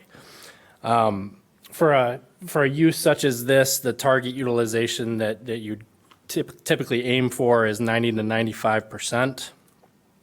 And based off of what we found, the Wednesday peak parking was around 81%, so there was a little bit of additional capacity there on the campus today. That also helped us to determine how much demand the proposed repurposing of the building would create for the campus. And what's in the parking study, what we determined was the demand would be an increase of 40 parking spaces that we would need to accommodate. So the goal of everything we looked at with the parking on site was to mitigate for, mitigate for the increased demand in parking and have minimal impact to the surrounding streets. The new parking that's proposed along Colfax is predominantly for visitors and guests. As Randy mentioned, a lot of the existing spaces within the garage were to be used for residents. The proposed parking that we came up with adds a net increase of 28 stalls. So even though the demand is increased by 40, we're proposing 28. Again, after we factored in some of the utilization on the campus, we were able to take down the initial proposals to hit that target utilization rate of about 91%. And just some background on that, you wouldn't design parking for 100% utilization. You want to have a buffer there for a variety of reasons. Not all parking is available to everyone. So, there's some parking that is solely for residents and, visitors, guests, workers can't park in those spaces. So you need to have a buffer there. Not everyone parks the best. You can park over a line. There's snow storage that takes up some stalls. So again, 90 to 95% is the target. And with this proposal, we're hitting 91%. One more comment I'd like to provide some context on is the parking utilization of the existing campus. You all may be familiar with how, traffic studies, there's often that peak hour, right, of morning commute, evening commute, and that's what you design designed for is the peak. What I wanted to outline is, based off of the data that we gathered, the Wednesday peak is actually at 3 p.m. with 120 spaces utilized. Between 11 a.m. and 4 p.m., it only ranges, the lowest in that range is 113. So 113 to 120 over a 5-hour period. So we're designing for the peak, but it is sustained throughout the day. I'm happy to answer questions at the end of the presentation, but just wanted to give some background on the parking study.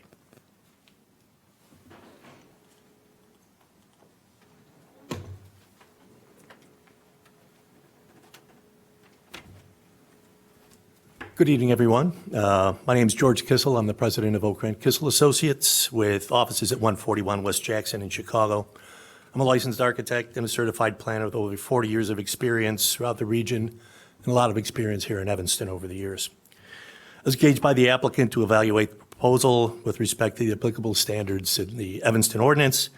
Those include the special use plan, special use standards, plan development standards, which include standards for site development allowances. And there are, of course, additional plan development standards for the R4. And of course, there are several, as Lenny mentioned, existing special use ordinances that are controlling, which also subject to the special use standards. All of these standards are addressed in sufficient detail in the report that I submitted. So I'm going to just be brief here and touch on a few highlights from that report and the analysis. The fact of the matter here is the applicant's proposal is modest in nature. There's basically 5 components.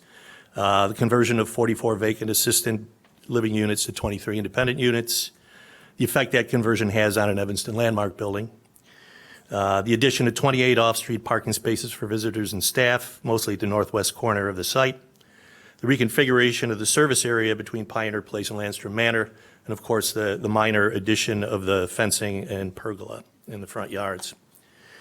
Overall, as we know, the overall land use isn't really in question here. It's an allowed special use in the R4 district. It's existed here for over a century as it's expanded and adapted to changing regulations and needs. Regarding the conversion from 44 to 23 independent units, it constitutes basically a reduction in density.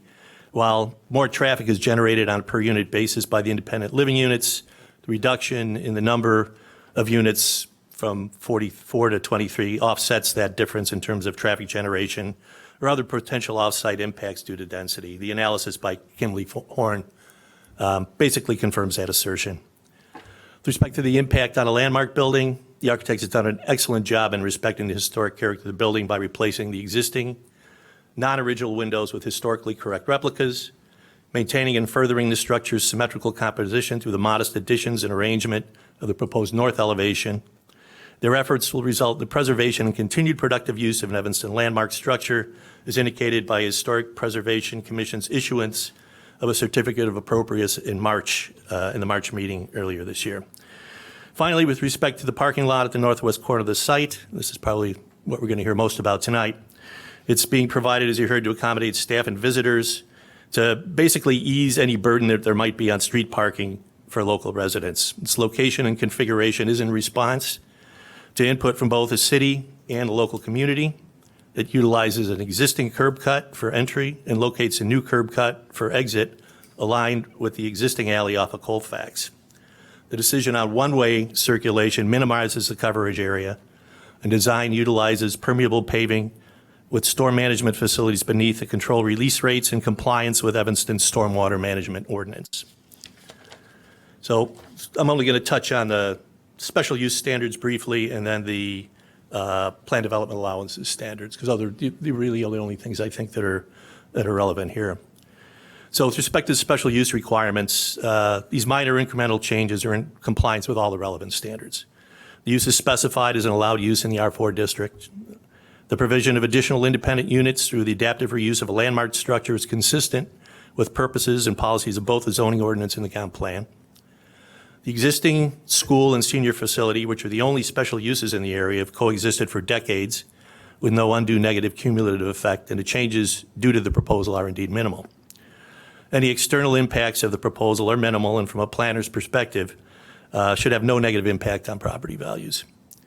The existing CCRC has operated in some form for more than a century in its current location and in its current form for 2 decades. The public facilities and services that support it have been in place and functioning adequately throughout that time period without undue burden.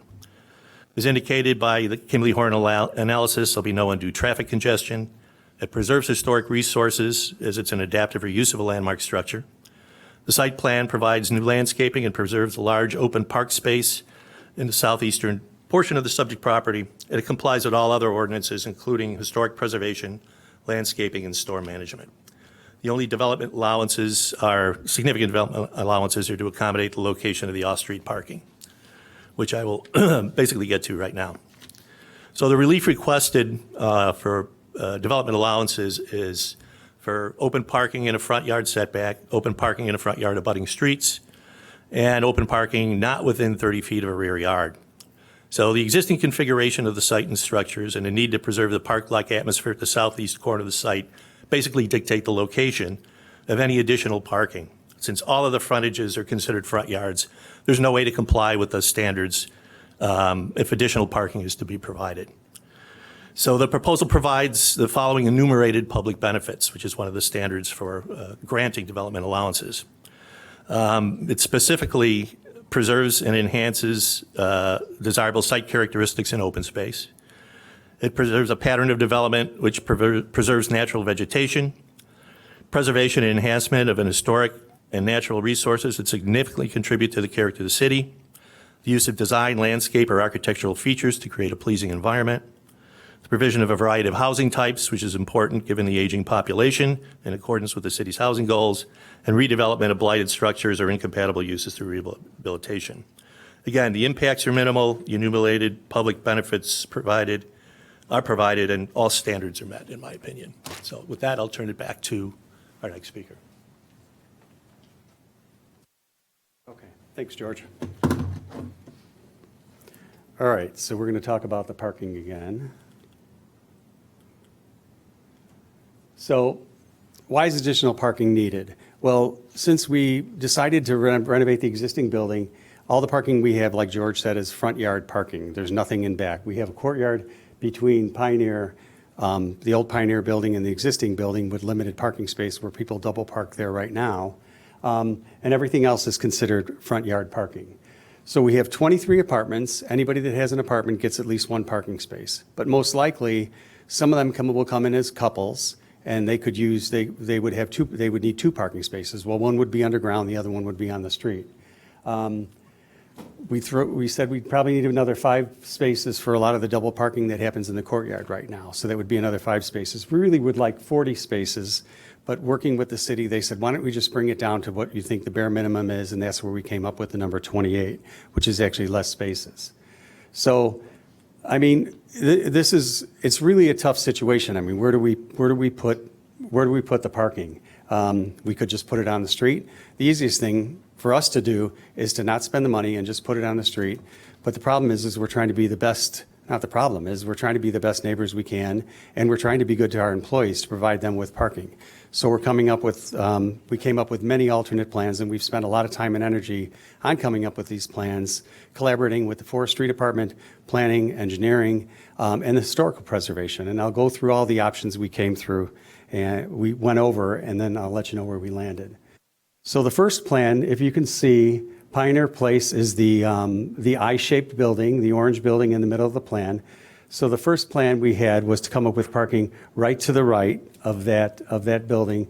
The problem is there's a 200-year-old bur oak in that area. So we're really working around a lot of the trees here to preserve, especially the trees that are 100 years older than our community. So we spent a lot of time and energy working around that.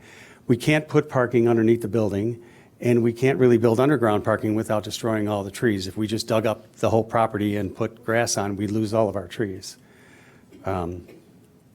Okay, so this encroaches on the critical root zone. That's why we didn't pick this place for a parking space. Plus, the Historical Preservation Commission really opposes anything that's in front of Pioneer Building, because it is, if you've seen the pictures, it's a beautiful building, and they don't really want any parking. So we've tried to avoid putting any parking in front of Pioneer Place. We looked at putting parking here. We're really trying to manage the amount of hard surface versus parking. So this is a very poor utilization, a lot of road, very few spaces. It doesn't really make sense to add parking there. The next option we came up with is cutting parking. The next option here is actually cutting curb cuts into the parkway. We looked at this option, and we came back to this option, which you'll see later, and decided to put half the parking there so we can, say, preserve all the trees that are within the parkway, if this is allowed by engineering. So this is one option, a possible option. This is another option where we could put a parking lot right in the middle of the south corner. This encroaches on a lot of trees. This is our main park, which is, we feel, is Three Crowns Park is famous for. There's a big parkway. We have a lot of neighborhood events, and we have a lot of community events in there, and we really would like to keep parking out of there. Plus, it encroaches on some trees. We looked at parking here, a lot of paving, 2 curb cuts on the south end of the community, 2 curb cuts here with very minimal parking and not really addressing all the parking needs. We also looked up here at the north east corner selected. This we get parking lot, we get really close to the sidewalks. There's a double lane. We feel it creates way too much congestion, and engineering recommended us not to propose this solution. We looked at this solution. It was even worse than the one prior to that, because with the wide parking lot here, it doesn't give us any opportunity to create a nice buffer for our neighbors from the parking lot to the neighbors across the street. So this here is the current plan selected. We have parking in kind of off of Colfax on the parkway in the front yard. And it shows double parking to a certain area, and then it exits and right in line where there's an alley. So we felt this was probably the best solution we could come up with. Like I said, there's really no great solution here because we don't have a backyard where we could hide the parking. We can't really bury it. So the other solution, of course, is just to take these at least 30 cars we have and just put them out on the street and crowd the existing streets. We know there's some neighbors here that would prefer us to do that, but I don't think it's fair to put all of our cars in front of everybody's homes during normal working business hours. But if that's where we end up, that's where we end up at. It would be less money for us to add all this parking space, but we also like it to be convenient, and as you'll hear from other operational leaders at Three Crowns Park, of how important it is for our employees not to have to, if they are parking on the street, not to have to run out and move because there's street cleaning or there's snow plowing and we have heavy snow and they can't find a place to park during their shifts to care for the residents. So I think in summary, if we can't add any surface parking, I would just hope that the City of Evanston or Three Crowns Park, we don't have complaints from not enough parking on the lot, parking in the surrounding neighborhood, because if that's a decision that's made, I would hope nobody hears complaints about it, but there will be significant parking. We will be moving 30 cars around our streets that are not on our streets right now. So with that, I think I'll turn it over to Lenny. Oh, yeah, and then there's one more. Our plan is, if this project gets approved to move forward, we would build a parking lot to have our contractors park on that parking lot. We would build a parking lot first so we don't have any vans and construction vehicles on the streets in Evanston. And if we're not allowed to build any parking, the construction vans will have to be on the street during the construction. But the reality is there would probably be 30 vehicles, but it wouldn't be any worse than when we open up the new building and move the 23 employees out of our underground parking and have other guests that are parking in the neighborhood. Thanks.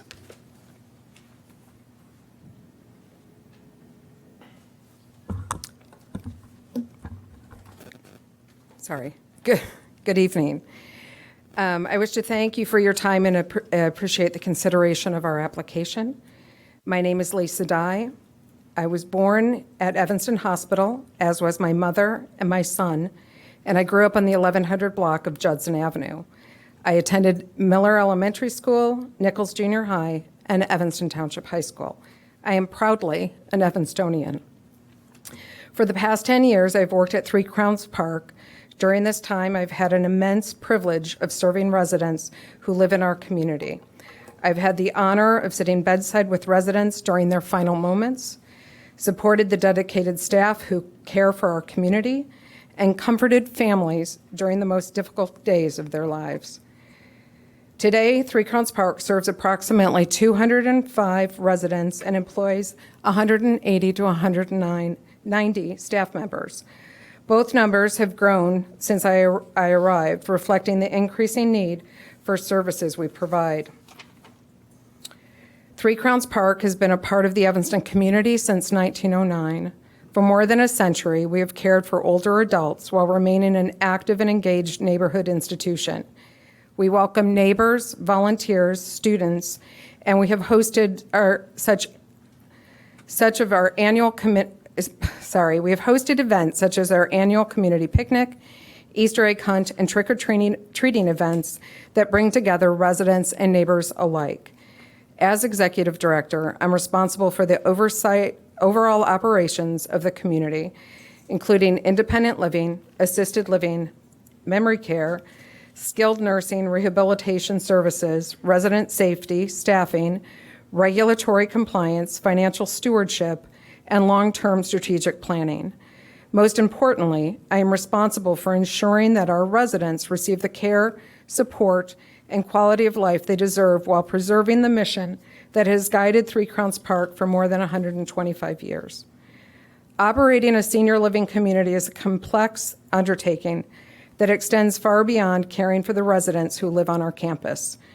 Every day, our community serves a broad network of family members, healthcare providers, therapists, volunteers, vendors, contractors, service providers who help meet the needs of our residents. We must ensure safe access for emergency services, accommodate essential deliveries and maintenance activities, and provide a welcoming environment for families who visit loved ones. At its core, our mission is simple: to provide a safe, vibrant, and compassionate home for older adults. Achieving that mission requires not only dedicated staff and quality care, but also the infrastructure necessary to support the people and services that residents depend on. As our resident population and workforce have grown over the years, so too has the demand for our limited on-site infrastructure, including parking. The proposed parking lot is intended to address these practical operational needs while reducing pressure on surrounding neighborhood streets. I'm here in good faith advocating for our residents and the families who love them and the staff who care for them every day. There is a broad support for preserving the historic and restoring our historic Pioneer Place building. As that project moves forward, as you've learned, approximately 23 staff members who currently park underground in the garage will lose access to those spaces and will need to park elsewhere, including the neighborhood streets. This is one of several operational changes that underscores the importance of addressing parking in a thoughtful and proactive way. Recently, we became Medicare certified, funding short-term rehabilitation services. This ongoing services allows us to support members of the broader community following a hospitalization, resulting in additional visitors, clinical partners, and staff activity throughout the day. Parking is a real ongoing concern. While we may not be required to add additional parking, we are seeking a responsible solution to an existing challenge, one that reduces strain on our neighborhood streets for both staff and our neighbors. The photographs, thank you. What are we doing? That are being displayed tonight show landscaping crews serving neighborhood homes and using street parking. This illustrates the demand in this neighborhood comes from many sources, not from any single property. While 3 Crowns Park cannot control the broader neighborhood demands, we can take responsibility for our own. Because our on-street parking is limited, some staff, visitors, and service providers rely on street parking. The proposed lot would allow us to accommodate more of these needs on our property and reduce our reliance on surrounding streets. If we do not provide additional parking, the demand does not disappear. It simply shifts elsewhere in the neighborhood. This dynamic is further influenced by nearby community activities, including the elementary school across the street, which contributes to periodic parking demands during drop-off, pick-off, up, and school events. We have worked closely with multiple City of Evanston departments to ensure this plan is responsible and thoughtful. This includes preserving trees where possible, replacing those that must be removed, using permeable pavers, and incorporating substantial native landscaping designed to complement the surrounding environment. We have made every effort to balance operational needs with environmental stewardship and a neighborhood character. I understand adding parking, even thoughtfully designed parking, can be upsetting. Change and growth can be difficult. While many neighbors have engaged in respectful dialogue, even when they disagree, there have also been some moments that have felt very discouraging. Residents in our assisted living and memory care unit neighborhoods have been approached during walks to sign petitions. Visitors and families have been reported finding notes on vehicles discourage them from parking on public streets near our campus. Some individuals have also shared that they felt uncomfortable participating in discussion due to the tone of certain interactions. Regardless of one's position, I believe we can agree that conversation involving vulnerable older adults should be approached with care, respect, and appropriate boundaries. These experiences do not reflect the culture of care and professionalism that define Three Crowns Park. Every day, our staff serve residents with dignity, compassion, and respect. I am proud of the integrity in which our planning team has approached this process through open communication, community meetings, surveys, and ongoing dialogue. Our intent has always been to be transparent, responsive, and collaborative. Like any longstanding organization, we must continue to evolve to serve future generations. Since 1909, Three Crowns Park has adapted to meet changing needs while remaining grounded in our mission. This proposal is not about expansion for its own sake. It's about ensuring that we can continue to serve residents safely, support our workforce, and operate responsibly within the realities of our campus. We recognize logistical demands of operating a community of our size. Last week, we completed a scheduled garage cleaning that was scheduled in February, which required temporarily relocating approximately 80 vehicles to neighborhood streets for the day. This reinforces the practical reality when on-site parking is unavailable. Demand does not disappear. This shifts onto surrounding streets. These are not abstract concerns. They are part of our daily operational realities. We appreciate that many residents, neighbors, and community members who have taken the time to participate in this process and share their perspectives.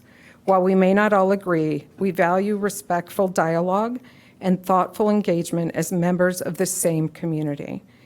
We respect the process and will abide by the City Council's decision. We simply ask that you consider the full picture, a community that has cared for Evanston's older adults for more than a century, and a dedicated workforce, and a thoughtful proposal designed to address the legitimate need while reducing the impact on surrounding streets. Responsible people can disagree about the best path forward. We ask only that our efforts be viewed with sincere attempt to find a balanced and responsible solution. Our commitment remains the same: to do what is best for our residents, support those who care for them, and remain a thoughtful and responsible neighbor. Thank you for your consideration.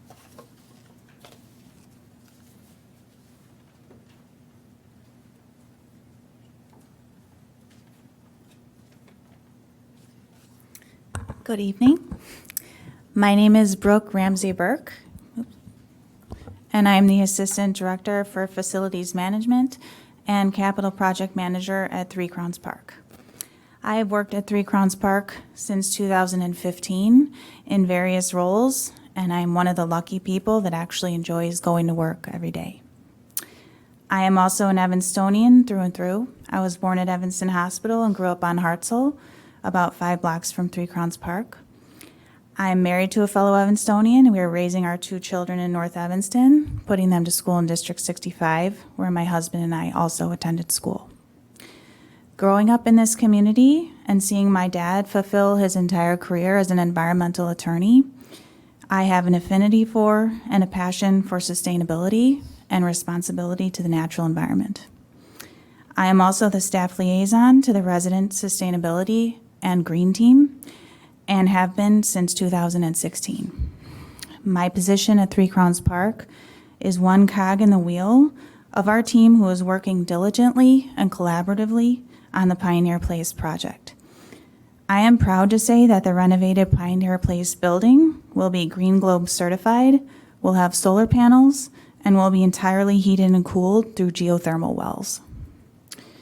As well as being a vital part of our wonderful neighborhood, we are also a business that employs 180 to 190 people. Of course, all 180 of us do not come in at the same time. However, at peak time, during business hours, there are approximately 60 employees of Three Crowns Park on campus. This number does not include the approximately 10 therapy providers, approximately 40 personal caregivers and companions, 8 health professionals and lab technicians, and approximately 20 family and friends, and approximately 4 vendors that come into our building each and every day. It truly takes a village to care for our residents. When the parking aspect of this project came to light, of course, this gave me pause, as I am naturally averted to the alteration of any green space. However, my knowledge of our community and commitment to work and the mission of Three Crowns Park has led me to place my full support behind the proposed parking plan. We are not a work-from-home kind of place. We are not in it for the money. We all come in to work every day to serve others, and we all do more than our job title requires. We are open 24 hours a day, 365 days a year. We were here every day during COVID, when many people did not leave their homes. In mid-2020 into 2021, I physically came into work during the entire duration of my pregnancy with my second child, alongside many of my fellow team members who had immunocompromised children, parents, or grandparents at home. At Three Crowns Park, we come into work to take care of our most vulnerable neighbors, some of whom might be your parents, grandparents, neighbors, or friends. We need to be physically on site to provide resident care, pass medications, to clean bathrooms, do laundry, make sure the computers and phone works, to cook and serve food, to sit bedside and read to residents, to greet and sit with families while their loved one is at the end of life, and to be there to support our fellow team members doing difficult and often unglamorous work. All of this requires access, and access for the majority of our team members requires driving and being able to find a place to park. As challenging as our work is, imagine driving to work each day and not knowing where you will park, having to leave your residence in the middle of your shift to move your car due to street cleaning or snow clearing, or parking on a different street each day, especially in the winter. This may seem like a little thing, but for employees leaving work after their shift, not having to remember what street they parked on is a big deal. Over the 11 years I've worked here, I have continuously heard praise of Three Crowns Park and how friendly and caring we are as an organization, and that we really only have one problem: there's nowhere to park. The parking area we propose is the culmination of over 2 years of work and revisions that respects the trees on our campus, respects the congestion on our neighboring streets, and respects our resident and staff needs. Please join me in supporting this plan so that Three Crowns Park can continue its good work and thrive.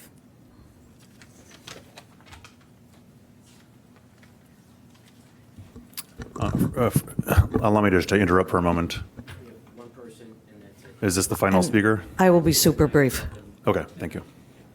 Super brief. My name is Kathy Kennedy, and I am a Evanstonian as well, a resident. I work at Three Crowns Park. My mother lived at the proposed new building, Pioneer, when it was our assisted living. And I too was born in Evanston, but St. Francis, not Evanston Hospital. I am responsible for all the licensed care, so that means that I am responsible for bringing families into assisted living memory, and health care. So with that, these are big decisions that these families are making, and with that, they are expecting for to be parking for their loved ones that are coming to visit their families, and also for our staff to be taking well care of their family members while they're in the licensed care, and this requires that we would provide staffing, parking for our staff as well. So it does impact the care, and we want to make sure that when we're talking to families about making these big decisions, that they're knowing that our staff will have ample parking and be on time and not have to leave at, on the days when there is snow issues or street cleaning. So with that said, parking, it is about access, and they do expect to have access to parking, our families, our visitors, our employees. So in closing, I want to say that I deeply care about our residents, my colleagues, and my neighbors as well. So thank you. Thank you, members of the commission.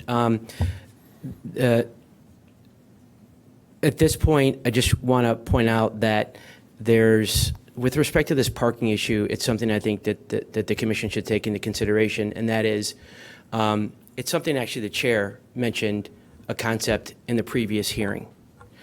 The previous hearing, by the way, didn't have a traffic study or analysis that was presented. You could hear by this evidence there was a substantial amount of time and effort put into it to analyze this. The chair mentioned something in that prior hearing that I noted I thought was very important, and that is what's very common in zoning ordinances. I've written them, I've litigated them, I've presented applications regarding them. Zoning ordinances, in many instances, are behind the actual uses. Sometimes they don't identify the use, and in many times they don't keep up with the changes in use. The current zoning ordinance regarding the minimum parking requirement for this particular site only factors in or considers employees, infirmary and nursing beds, rooming units, and dwelling units. That's it. The ordinance was last amended in 2021. Prior to that, according to the city code, or at least online, the earliest amendment was 93. We all know that it was probably amended even before then. I asked staff, when was the last time the zoning, and I'm talking about this use. I'm not talking the general parking requirement. I'm talking the minimum parking requirement for retirement home, hotel, long-term care facility, short-term care facility, rest home or nursing home or housing for the elderly. I asked, when was the last time the city of Evanston considered or reconsidered what the minimum parking requirement is for a use like this? Nobody knows. Based on my 30 years of experience and practices in this area, I don't think that the minimum parking requirement has been adjusted at all for this kind of use. As Ms. Ramsey Burke indicated, there are many other individuals who come and serve this facility. Therapists, personal caregivers, I believe it's upwards of 40 or more, as well as doctors and other healthcare professionals to come and treat. They're not factored in to that minimum parking requirement. Interestingly, under the zoning code for Evanston, hospital use does factor in what they call non-employees into their parking. And I just share that to say that when you see the minimum parking requirement in the memo, it doesn't really reflect the reality. We obviously have to respect the law, but it doesn't reflect the reality of how this particular facility operates. And that is something that we wanted to point out to the commission as they consider this. And lastly, under Illinois law, we are required as the applicant to meet our burden. I believe we've met our burden. And because we've met our burden, I would respectfully ask, after hearing all the evidence, that this commission votes in favor of recommending approval of all of the requests, because it's our burden to actually meet our burden, and I believe that we have. And I understand that there's going to be opposition and objections, and we welcome it because it's part of the law, and I welcome it because it's just part of our practice. But at the end of the day, the first decision I think that the commission has to consider under the law is whether or not we've met our burden, notwithstanding the objections. And if we've met our burden, then we would just respectfully ask that you recommend approval of all of our requests. Thank you for your time. Thank you for the indulgence and giving us this extra time. It's an important project, but we felt it necessary for you to hear everything out. Thank you. Thank you. Okay. Questions from commissioners. And actually, before we start that, I just want to give us a little bit of the lay of the land. So our next procedure will be questions from commissioners to the applicant, and then we will do public comment. I understand that we are expecting some continuance requests tonight. So assuming that does happen, the way that will work is that it will happen during public comment. I'll give some instructions on exactly what to do to talk to staff, but then we will likely approve those requests and continue this meeting, this hearing to another date. And then that will be the end of this hearing tonight. So everybody that showed up to speak, we will honor the fact that you're here and you spent your time to show up. So you will get your time to speak.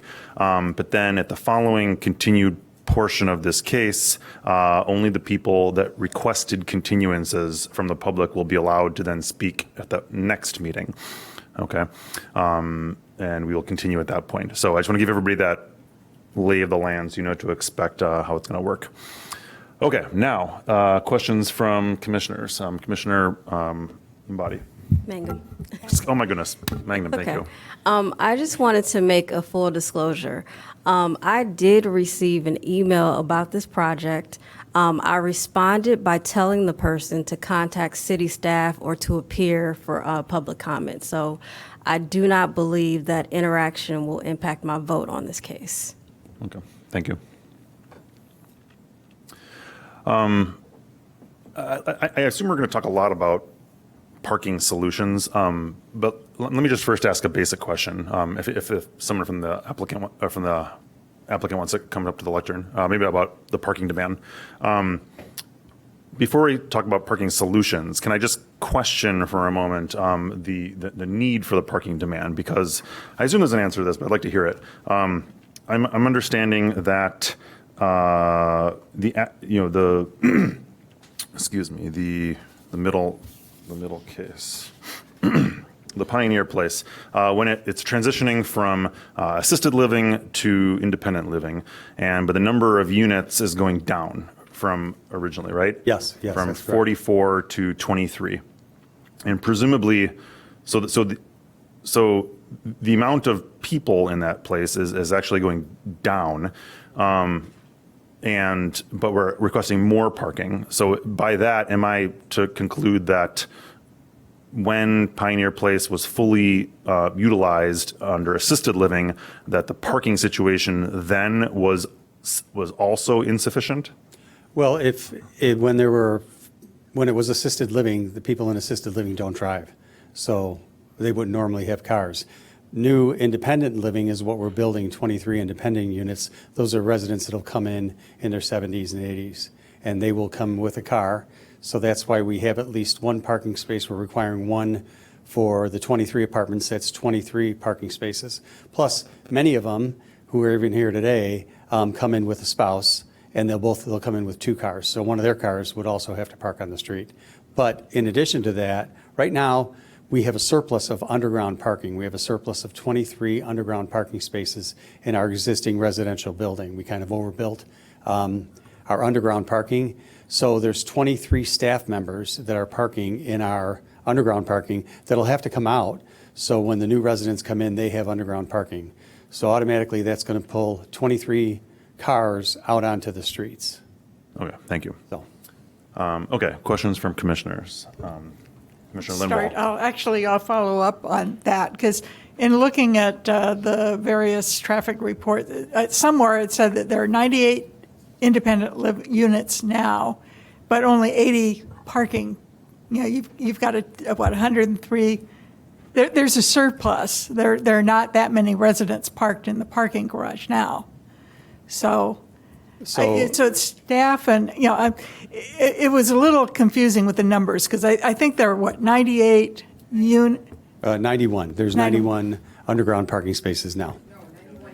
91 units. But 80 parking spaces are occupied by residents. Is that correct? Is that? So your assumption is that all 23 of the new independent living households will have a car in the garage. Is that? Yeah, at least one car. Yes, every unit. Every unit would come with a parking space. They would expect an underground parking space. Right, but the point is that what I'm trying to get at is right now, your independent living units, not every one of those households has a car parked in your garage. Is that correct? That would be correct. So what I'm wondering is whether or not, the 23 unit demand is really overstating the what is likely to be the actual demand by some percentage. May not be 10% maybe. You're correct. There are 91 independent living apartments. Very few of our assisted living residents have driven. Right. Pioneer has been closed pre-COVID. Right. However, and not all of the residents drive. It is fairly full. There are 23 spaces that are open.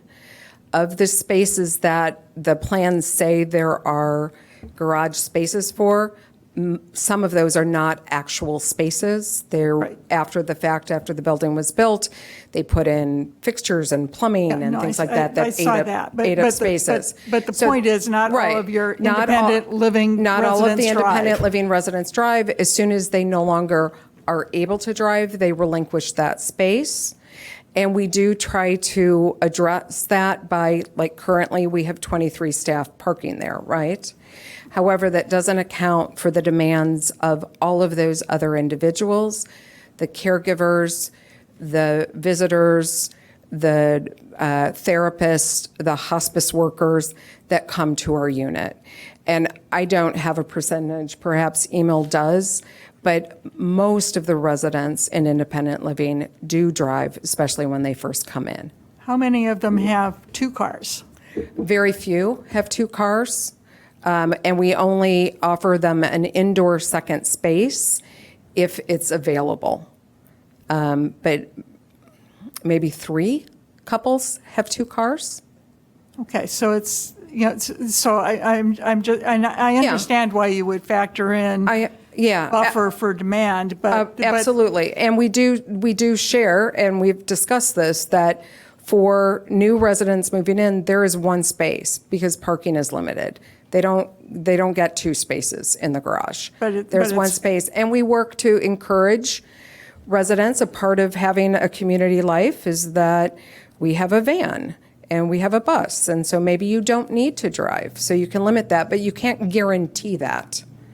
And you can't demand that people moving into the community give up their car. Right. Right?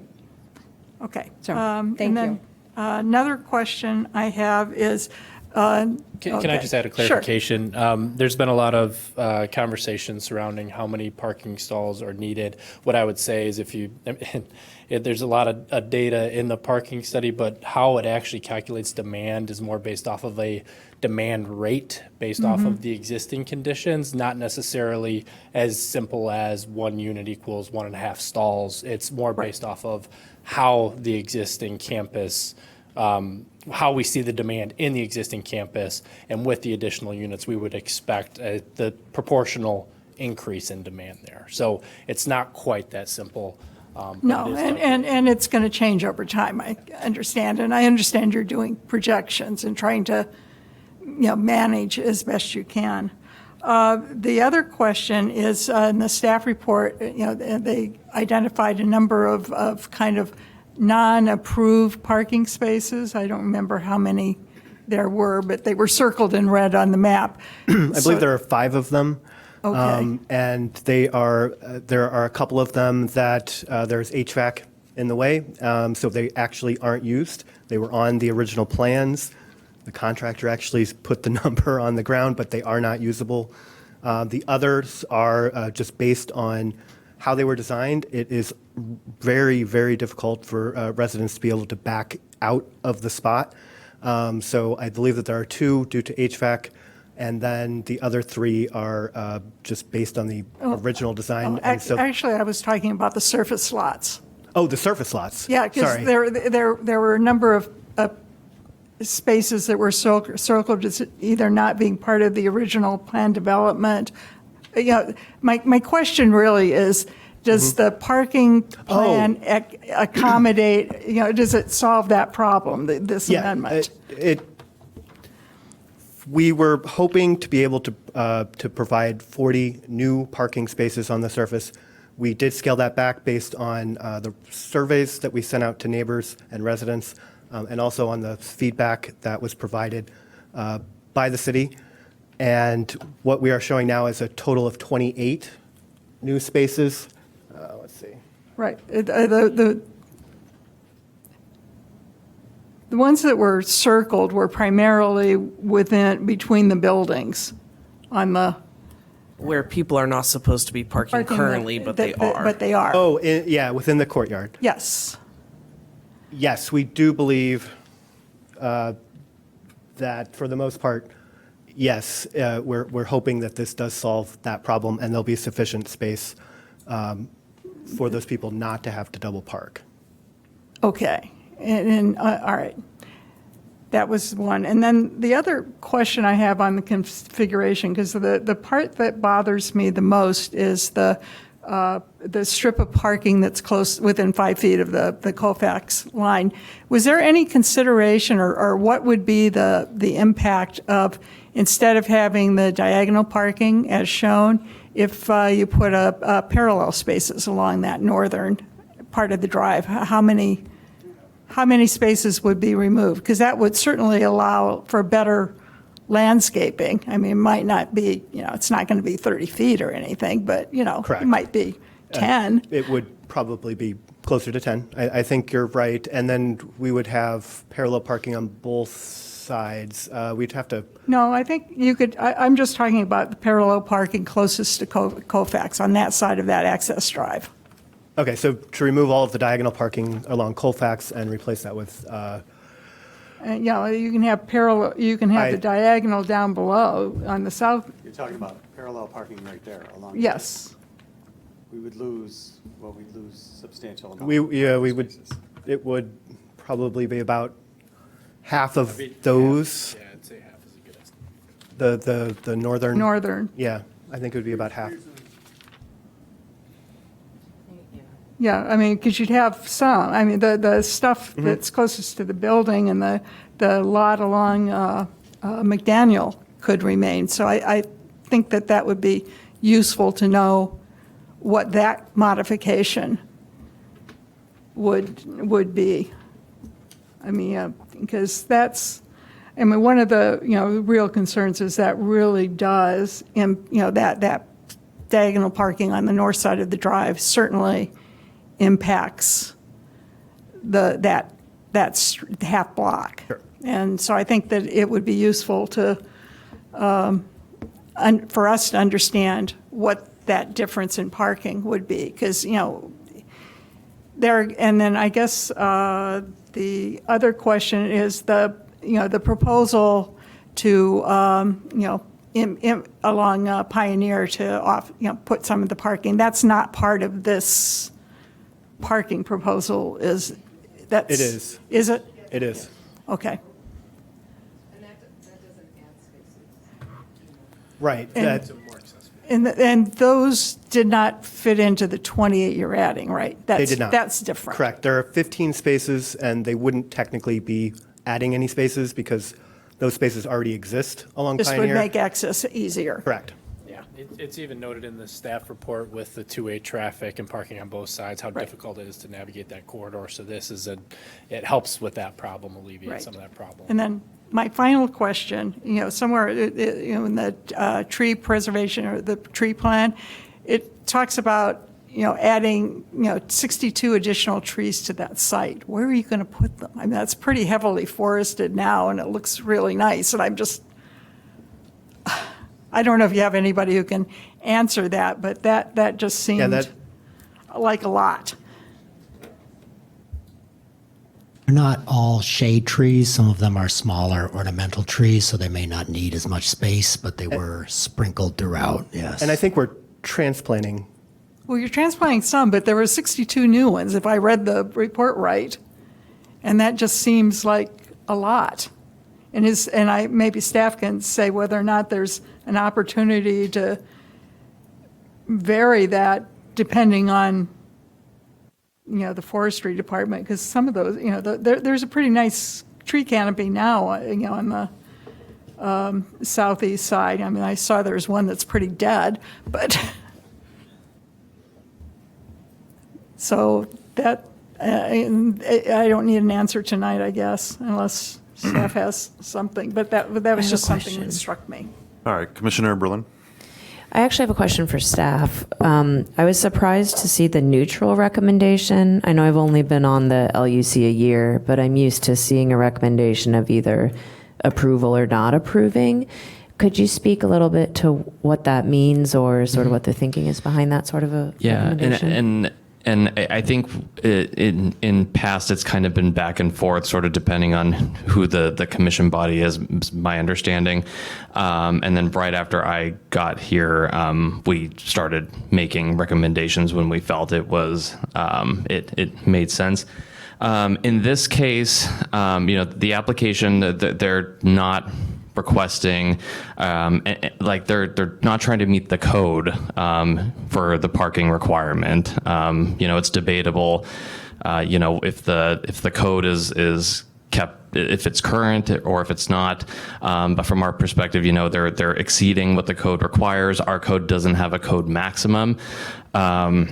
While at the same time, we also understand that there are challenges to improving the site, regardless if it's parking or if it's buildings or other structures on the site. And so we did see that there was an argument to be made that some of these site development allowances related to front setbacks for parking and allowing parking in the front potentially made sense. But ultimately, what it kind of comes down to is a sort of a larger policy question that we felt was more appropriate for the Land Use Commission and then ultimately the City Council to make a decision on, related to on-street parking, because part of this whole discussion is really, do we as a city want to allow on-street parking spaces to be accommodated by other land uses and development proposal.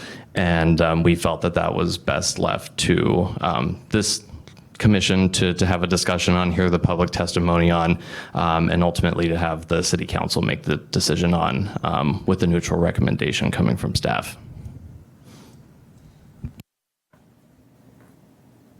Other commissioners? Commissioner Johnson, Miranchov. Okay, thank you. I have a question exactly, I believe on the next page, or in my memory, it's page 190 of 706. So, by the way, excuse me, but I have a request both to applicants and to staff. It's impossible to read 700 pages for a single presentation. It's simply impossible. So everybody that has something to ask this commission, please be short and exactly on the matter. This thing is full of things that we don't care. It is something like we don't need it, and it's even a burden on us to kind of see what we need, what we don't. This is just a note. Please go to 100. We provided everything that was told of us. We didn't prepare the packet. All right. It's a personal complaint, but I believe it's shared. Thank you. Well, and to answer your question directly, we were asked to put together a slide deck for this hearing. Okay. And so we excerpted things. So the PDF page, and by the way, I was at Brothers K almost all weekend, and I reviewed every single page of this thing. So some of us are crazy to do it. But we don't have the PDF page number that you're referring to. So unless staff can pull it up and put it on a different screen, but we don't have it in our slide deck. All right, then I will summarize my question. On this page 190, there is a plan that shows what parking is removed, what parking is added. And Option one, option, it says option one, option two? I found that there are discrepancies that I wanted to ask what is right and what is not right. Because for me, it was important to find the exact numbers that we're talking about. Do you have the? So it's this page. It's exactly this page. Hold on. Yes. One person at a time. So my question is the following. On the right side and on the left side, there are numbers in red and in blue. Red is what is remaining and could be demoed for different purposes, and blue is what comes in place. Yeah, well, So the total, the numbers that are down in the bottom table, for me, do not represent exactly what happens on the plan. And that's why I want to, if you don't mind to be with me, I will ask the questions and you will confirm or not, so that I'm sure that you or I is the right person. So let's start with this currently existing on-site. We have 44 spaces. Correct. Of these, we're removing 5 in the front, which is 4 of these will be removed because of the new driveway, let's call it this way, and 1 becomes empty for ADA. That is correct. So we remove 5. Between the Pioneer Place and the Landstrom, we're removing 10. Currently, there are 23 spaces over there, and we're demolishing 10.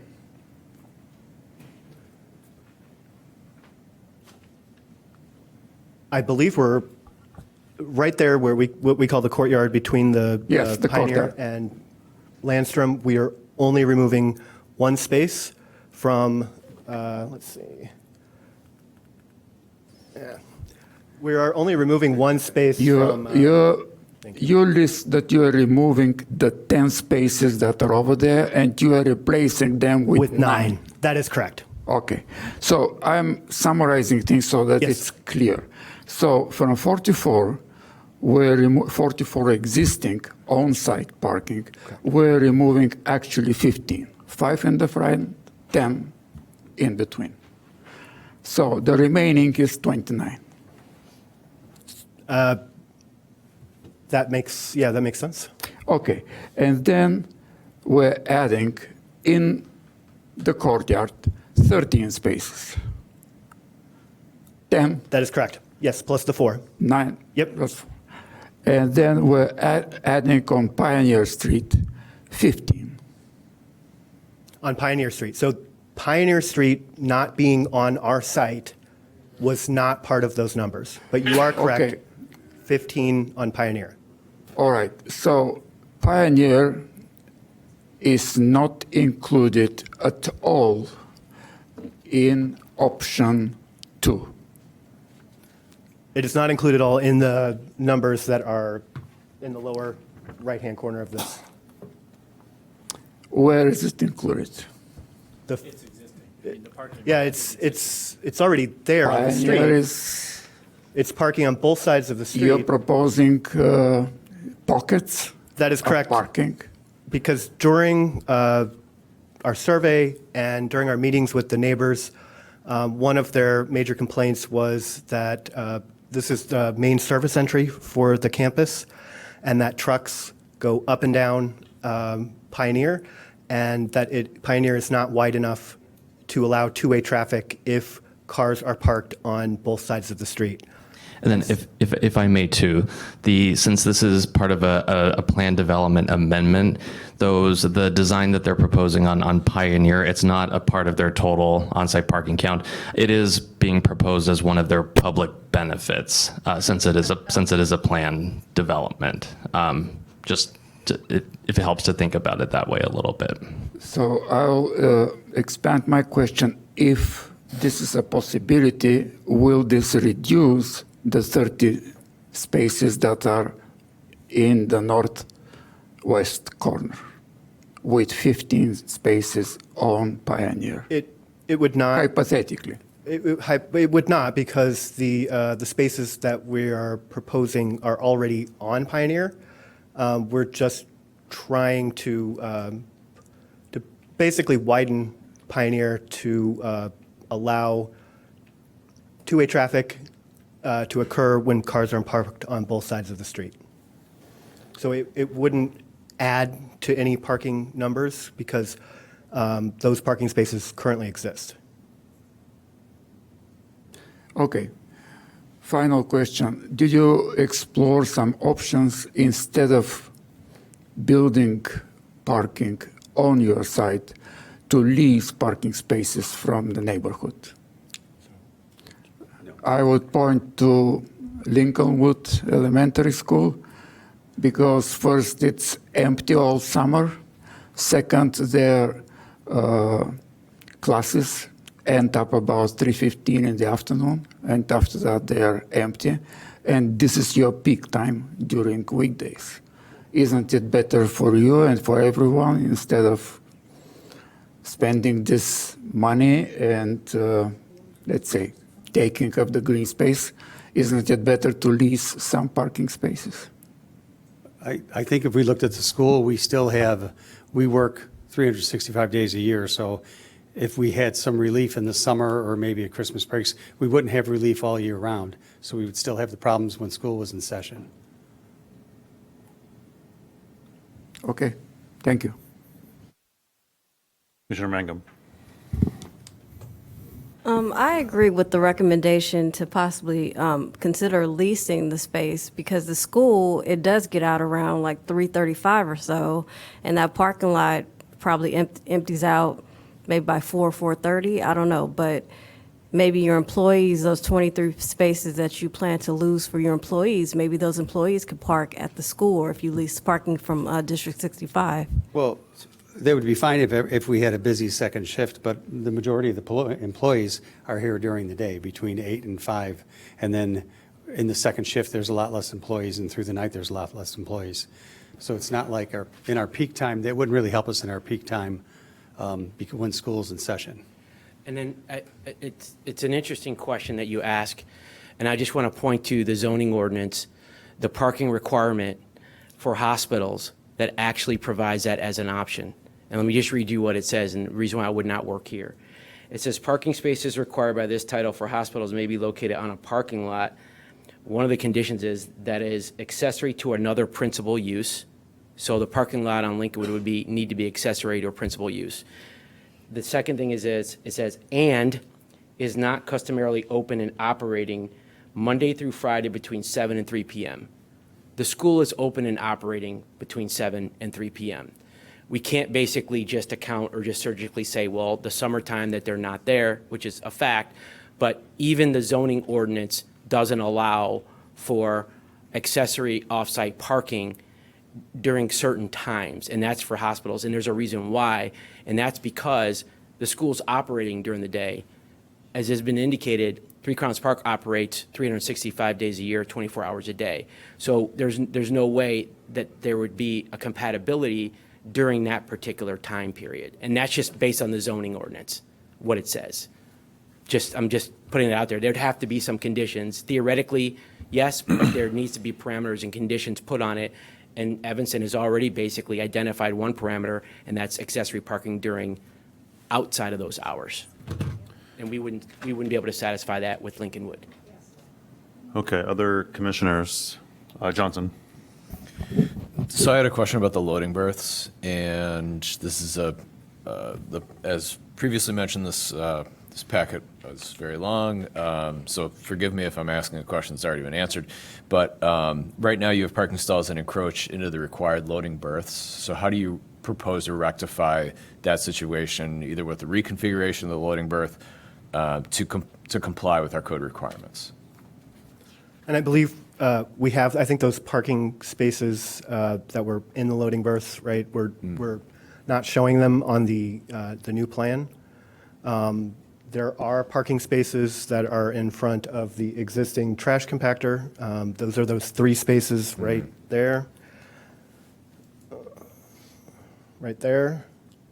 But we feel that we have, while losing one parking space, that we've reconfigured this from the existing parking to allow much better access for service vehicles.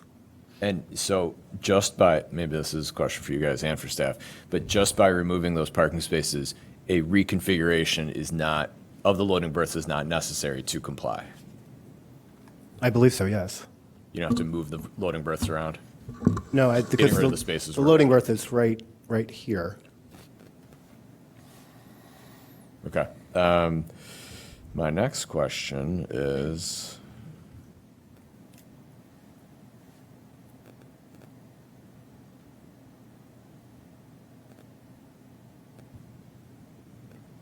of the parking options, so you showed us, can you go back to the slides that had the various parking options where the little surface lot moved around the property?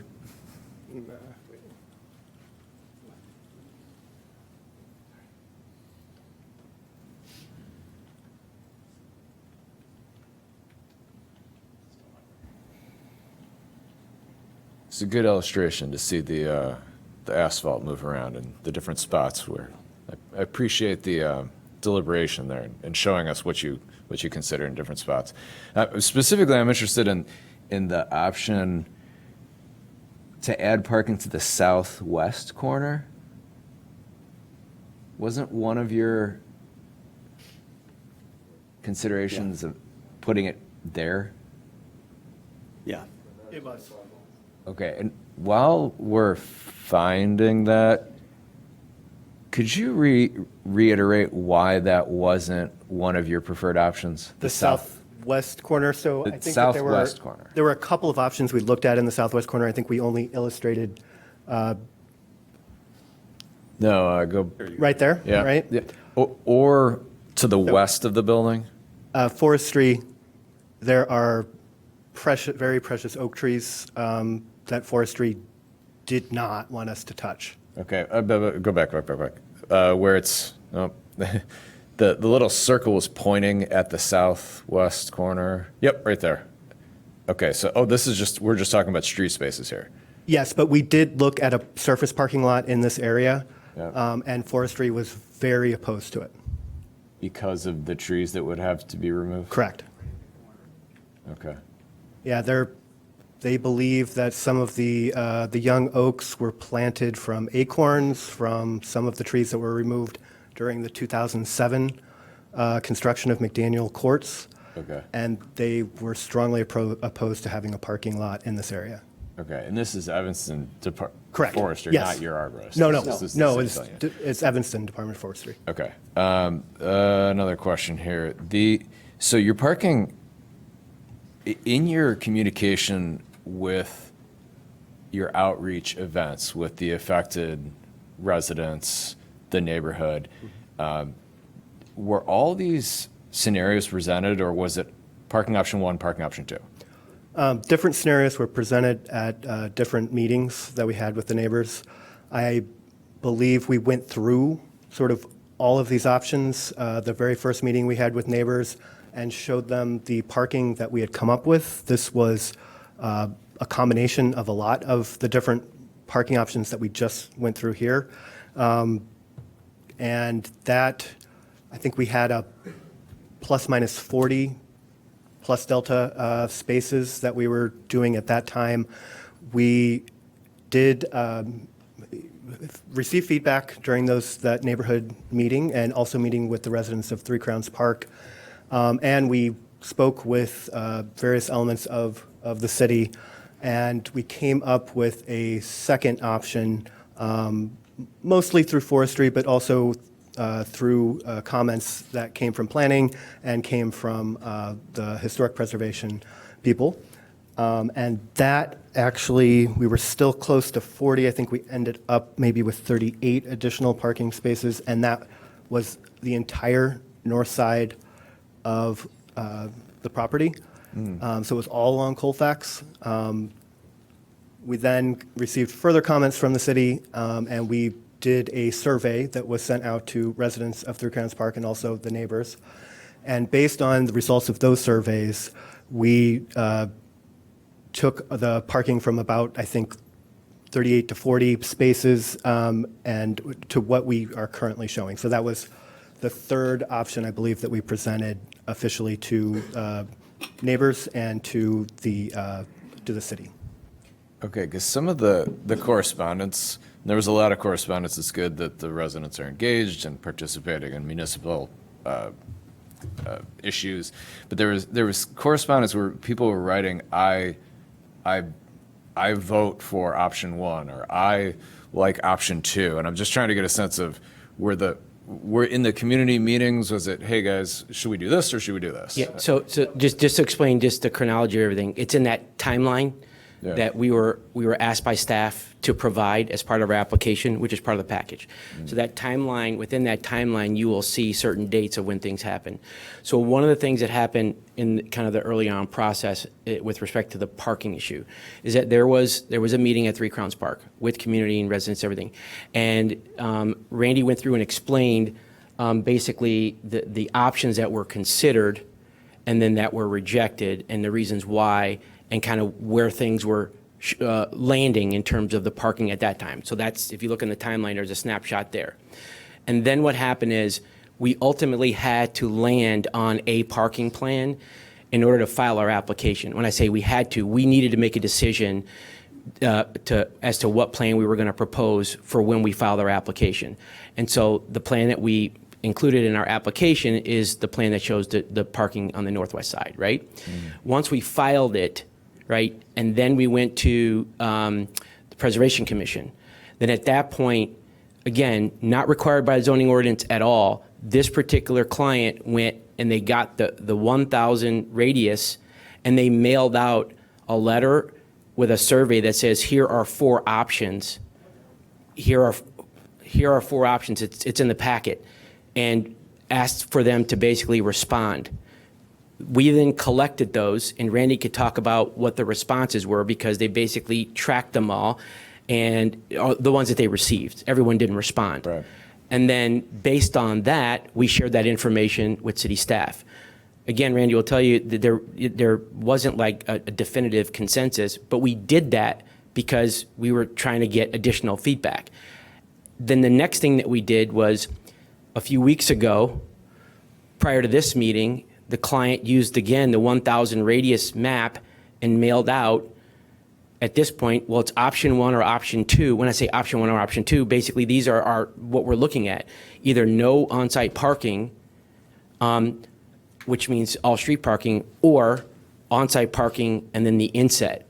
That is the evolution of how we went about basically explaining this. And what we explain at the community meetings is it's a moving target to try to figure out where the parking goes, because if you try to put it here, then you've got a tree or you've got an acorn or like all these different things, and it was very difficult. But that's the evolution of what we did. And we did that in a very public process.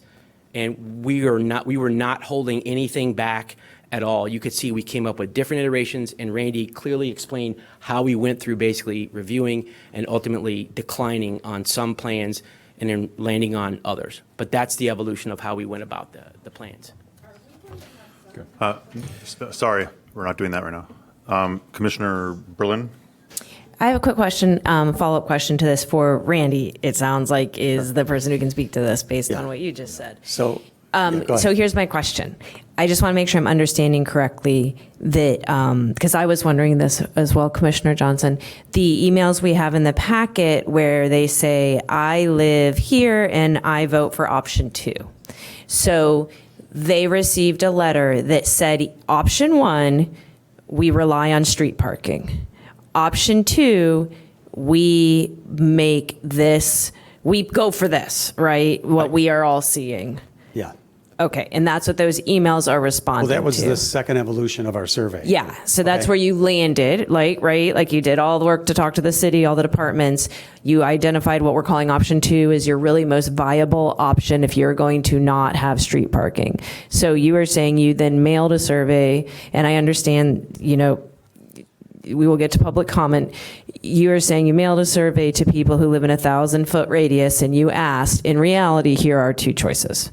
Yeah, we rely on the street, or we do this. Yeah, but before that, we had a neighborhood meeting, and we got a lot of feedback from the neighbors Yes. of where we can put parking. And we took in the arborist report, and we came up with parking all spattered all around the community. And we came up with 4 options. One option was do nothing, park on the streets. And then the other options were different variations of park on the northwest corner, park all along the north, park all along, park Right, partially no, I along the un- south. yeah, I So we had understand 4 that. options, and we said pick one of 4 options. So we sent out 472 surveys. We got back over 200 surveys, and nothing was really, and I don't think anybody in this room, nothing was really conclusive, like, I want that. We were hoping we had a strong response to one option, even with those 3 options. The only thing we really found is there were 25% or over between 60 and 70% that said they didn't want us to park on the street at that time from those surveys. And we had people return a survey and say, well, I like this option of 2, but could you add 3? I mean, we would have had to come up with 15 options and send it out and see if that worked. But there's just so many different opinions and so many variables of what affects where we're putting the parking. So we took a lot of the comments that we spent time with the surveys, the first group of those 200 surveys that came back, and we took a lot of the comments that came back, and then we took the most popular choice, and that's where we landed. Yes, And then I we reviewed understand. that with the city, and the city made a modification because we were going to put more on Colfax, more on the north, but the city made a modification. That's too much congestion on that Yes. northeast Okay, now corner. I'm with you. So that's where we landed, and then we said, okay, would you prefer this or parking on the street? And then we did that survey, and then we called back just the adjacent neighbors, because we said, really, the most people are affected are the people that face our community. So then we had a meeting with all the adjacent neighbors, and we were hoping we got a good response of what they would want to really incorporate, because we said these people are the most affected, and we really didn't get a strong consensus, except actually a lot of them that are here were saying that they would prefer we don't put any parking anywhere, any additional surface parking. So. Okay, so your sense is that there was no clear consensus from the community. Absolutely. Okay, and am I correct, just a yes, no, am I correct, that this site is not easily served by public transit in this town? Well, there is a Not true. there is a subway that's, I think, 4 or 5 blocks away, so that is true. But we have people coming from all over, and we have people coming that make a little bit over minimum wage and really need to drive here and can't drive to a train, take a train, and it take 2 hours for them to get here and 2 hours for them to get back. We have people from the south side of Chicago that come here. We have people from the western suburbs, and the majority of the people really drive here, and there's leaders in the community that can talk about that. Yeah, okay. So it's Thank just really you. tough. I wish it was. I wish everybody could take the train, but it's Yeah. just not that easy. Okay. Thanks. Okay. Commissioner Harris-Free. Yes, very brief, because it's getting late, but are there visiting hour restrictions in place at Three Crowns? No, families can visit at any time. At any time. Okay, thank you. Okay, any further questions from commissioners? Okay, with that, thank you very much. You can have a seat. We're going to move now to public comment. Like I was saying before, we have roughly maybe a dozen or so people signed up to speak. I will go through my list and kind of direct, give people a heads up for when they should come on and come up. I am going to enforce just the 3-minute limit on everybody coming up to speak. And so if the flashing lights go on you, please respect that so that everybody has an equal amount of time to speak tonight. Okay, first we will start with Sean McGill, and then followed by Stephen Schrantz.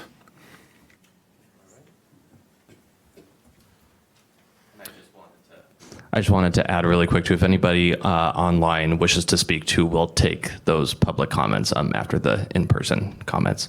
Thank you. All right, thanks everyone. Hey, I'm Sean McGill. I live at 2402 Lincoln Street. I'm well and truly tired out, but I'll give it my best shot here. So I'm a neighbor of Three Crowns and a father of a 3-year-old girl, and we're glad that Three Crowns is our neighbor. We love the Easter egg hunt and the trick-or-treating, and she loves stopping by the fountain, which is part of the green space that would be proposed to be paved over, contrary to zoning rules. A new lot, in my view, would be both unnecessary and harmful to the neighborhood. And I just want to be clear that I have no issue with the proposed building conversion itself, but I think what you'll hear from other folks that come up to speak today and some of your questions, common sense and the applicant's own parking study show there's no demonstrated need to destroy green space for a new parking lot. Even during peak periods, the study found substantial unused parking capacity that already exists on site. And I think perhaps what this boils down to, from my perspective, is what the study shows isn't really a shortage of parking, but a preference for more convenient parking. That's not the same thing as necessity.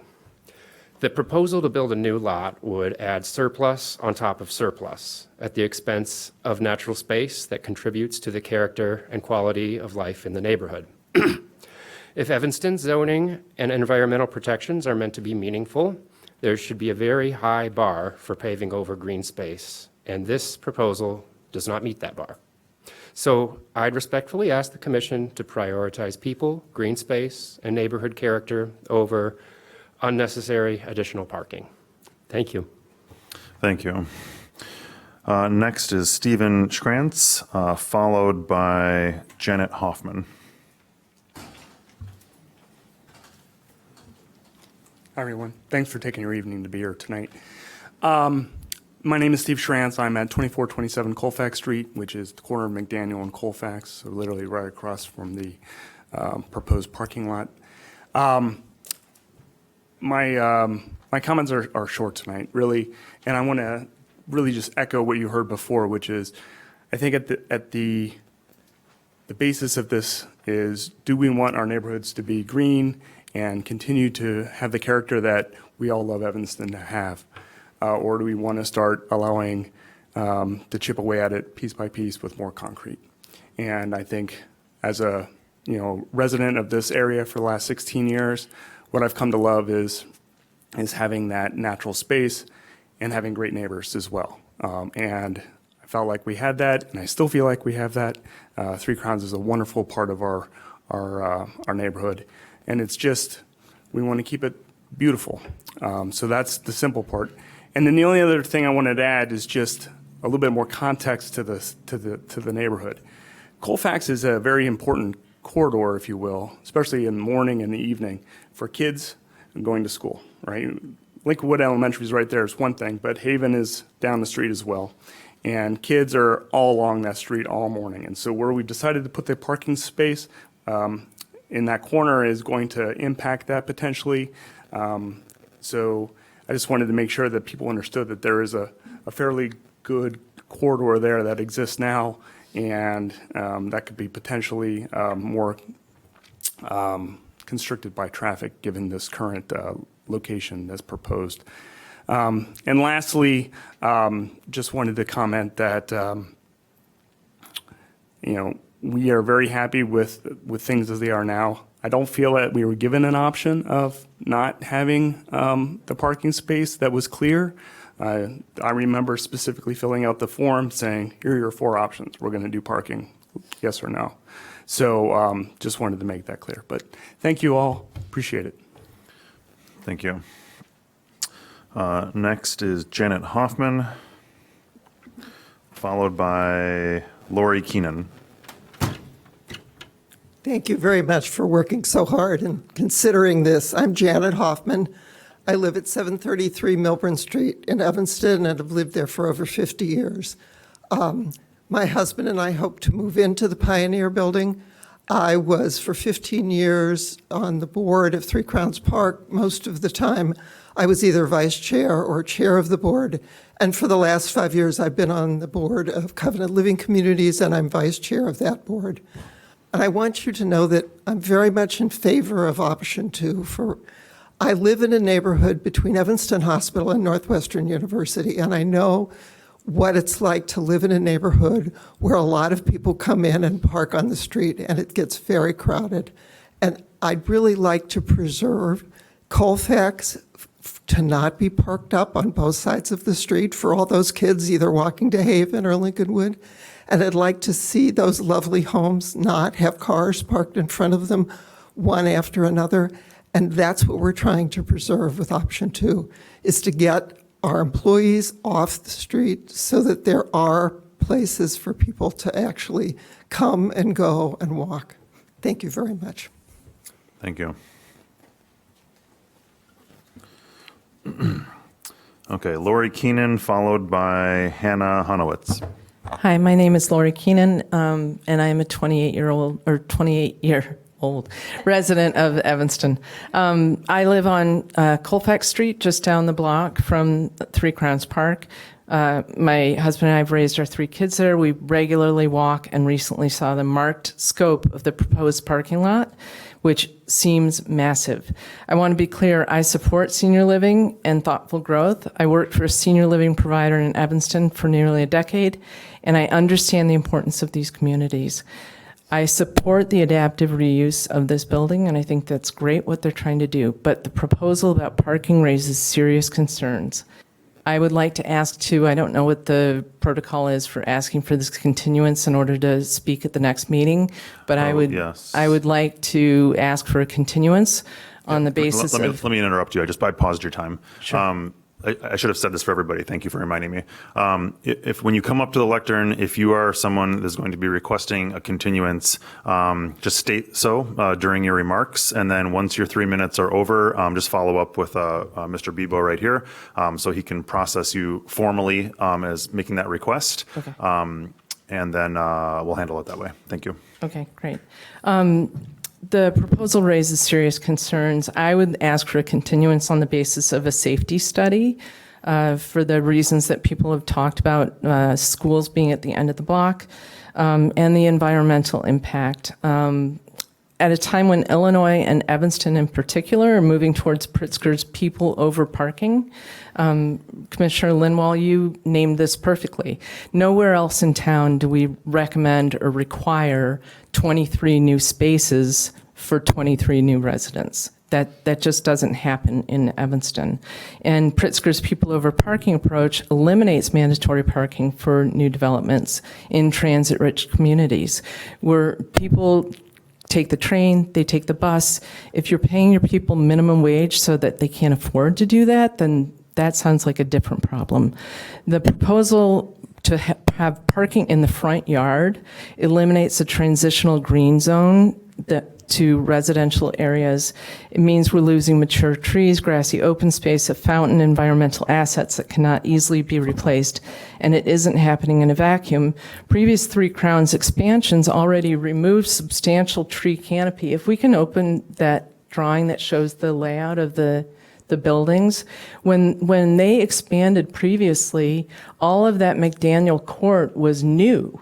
And so they created underground parking for all of that left-hand side of the building.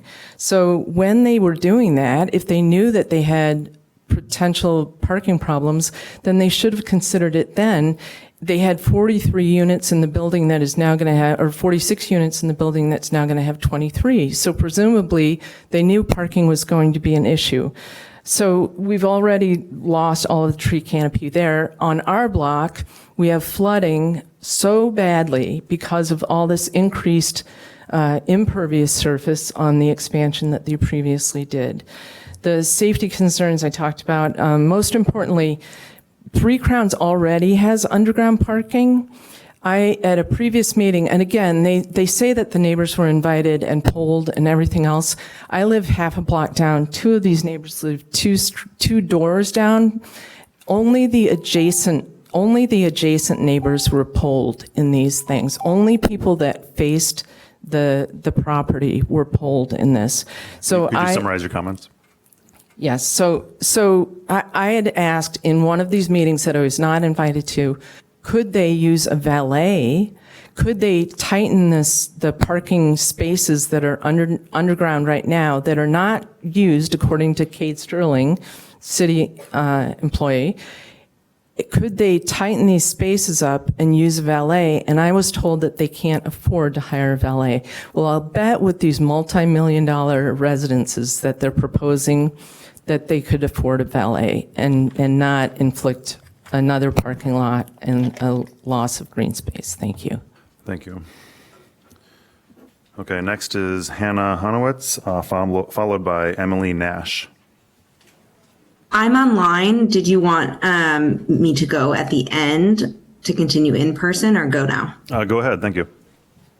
Okay, wonderful. Good evening, everyone. My name is Hannah Honowitz, and I'm a resident of 2401 Colfax Street, directly across the street from Three Crowns.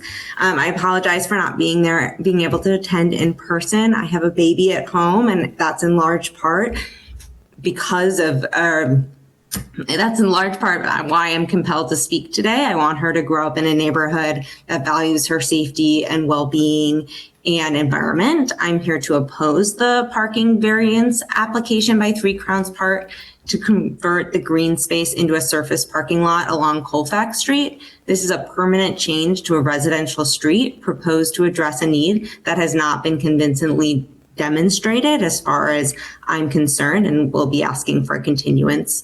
And what would be lost in the process is irreplaceable. First, this neighborhood would permanently lose mature trees and green space and gain something far less welcome. The proposed lot would pave over the northwestern corner, a leafy stretch with a fountain and sitting area that is often utilized by residents and neighbors alike.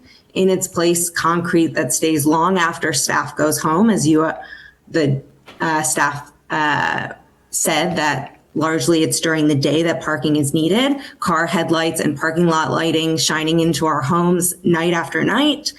We would be trading greenery for pavement and light pollution. Snow plows as a reason for not street parking were referenced, but the plows come very early already for the sidewalks and cause a lot of noise and use exorbitant amount of salts. Second, the proposed exit creates a direct and foreseeable safety hazard. The new lot only outbound exit onto Colfax, a one-way street, aligns directly with our residential alley. Drivers wanting to take shortcuts because they want to get home. I foresee cutting through the alley to avoid going all the way around the block to quickly access the highway or what have you, where the alley is used for basketball and riding a bike. And I want my daughter to be able to have a safe space without worries about cars whipping around the corner because they're cutting through our alley with direct access from the parking lot. Finally, I'm requesting a continuance. The full proposal was submitted on a Friday before a holiday weekend, giving residents no meaningful window to review the materials, seek expert guidance, or organize a response. I agree with the safety analysis. This is not adequate notice for a decision of this magnitude that will change the landscape of our neighborhood. I urge the commission to also consider what precedents this sets in terms of putting a parking lot within the residential community.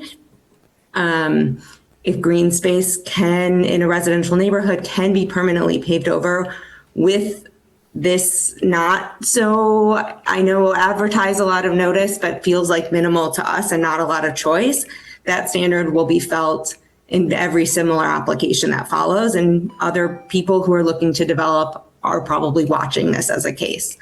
Granting a continuance allows us to do our due diligence as residents to learn more, as well as other people engaged in this process. And I respectfully ask the commission to continue this matter so we have a fair opportunity to respond. And I thank you all for your time. I know it's late and a lot of people are invested in finding a situation or a solution that works for everyone. And so I appreciate the opportunity to speak tonight and to speak again in the future. Thank you. And Hannah, our city staff will follow up with you to process your formal continuance request. Thank you very much. Okay. Next is Emily Nash, followed by William Levine. Hi, Emily Nash from 2405 Colfax Street. I also would face directly the parking lot here, and I similarly am requesting a continuance to gather additional evidence in support of my opposition to the parking lot. As my neighbor mentioned, we had a short window here, and there seems to be a lot to chew on from what was published on Friday. So I would encourage, to the extent you're deciding what date to hear the continuance, that it not be maybe your very next meeting, but the following one later in June. So we have ample time to review all this and submit maybe some questions in advance to the applicant and, for everyone's collective consideration. Thank you. Next, William Levine. And then we'll be followed by Julia Ryan. Hi, thanks for your patience. I'll be brief. I'm William Levine. I live at 2323 Pioneer, which, as you can kind of figure out from the address, is directly across the street from Pioneer Place. And I've lived there 25 years. I've attended all the meetings, so I can attest to the fact that every last variation of parking has been presented to us in some fashion or another. I can't address who in the neighborhood has heard about it, but it has has been an ongoing process, and it's sort of gravitating towards something that looks at least a little bit more tolerable. There's one quite specific thing that I want to address, which I'm well situated to do, which is the issue of truck traffic on Pioneer. The commission may be familiar with the fact that 20 years ago, when they constructed McDaniel Court, prior to that, that was the shipping entrance. It was on McDaniel. That's an arterial street. In the process of constructing that, they moved the shipping entrance to Pioneer, which is not an arterial street. And, and there wasn't any kind of street engineering done or anything to facilitate that. And it turns out that essentially we and the neighbors who park on Pioneer have done our own engineering, because despite the fact that the thing ostensibly has two-sided parking, that just doesn't work. You can't have, if people are parked opposite each other on the street, it tends to obstruct truck traffic. It can potentially obstruct emergency traffic, because this is actually where paramedics come to the facility. And in particular, if there's any kind of contractor vehicles or anything parked opposite a car, the trucks cannot get through. So we frequently watched 18-wheelers back their way down the street as they try to figure out who's going to go first. So all I can say is that anything that happens as a consequence of this proposal that tends to increase the load on Pioneer, I think that at least the one aspect of what the Three Crowns sent out as option 2 really needs to get done, which are the cutouts along Pioneer that would essentially give us back two-sided parking, and it would permanently solve the problem of truck clearance getting through the street, regardless of any other kinds of conditions. So it probably should be done anyway, just for street engineering reasons. And that's what I have to say. So thank you for your time. Thank you. Thank you. All right, Julia Ryan, followed by Mike Wojtek. Hi, I'm Julia Ryan. I live at 2514 Jackson Avenue in Evanston. Hi. I think one thing that's really sticking out for me when they made the presentation, they clicked through a lot of slides and made some points, and would make you think, oh gosh, whatever, I'm with them. I've never seen someone click through the aerial view slide faster.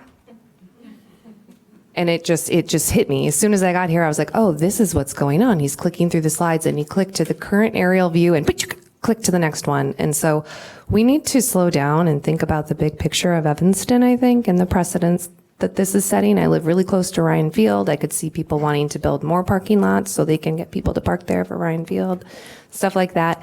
I don't think many people know that this is going on, contrary to what maybe has been talked about for the last 3 hours. What else? I appreciate all your thoughtfulness and any innovation that you guys have come up with. The words exploring and like thinking about what to do. There must be another way. There probably could be another way. I request a continuance formally, please. And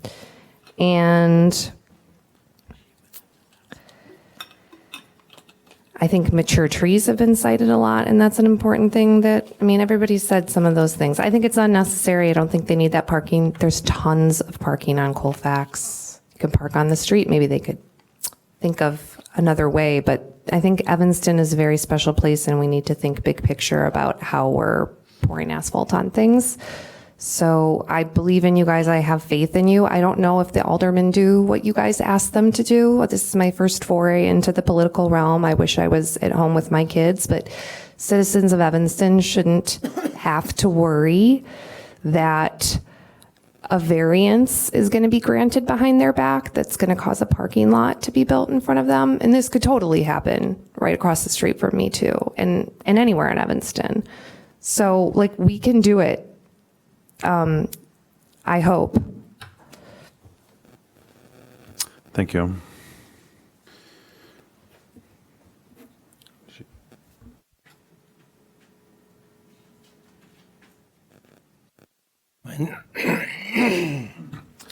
My name is Mike Voidick, 2308 Colfax.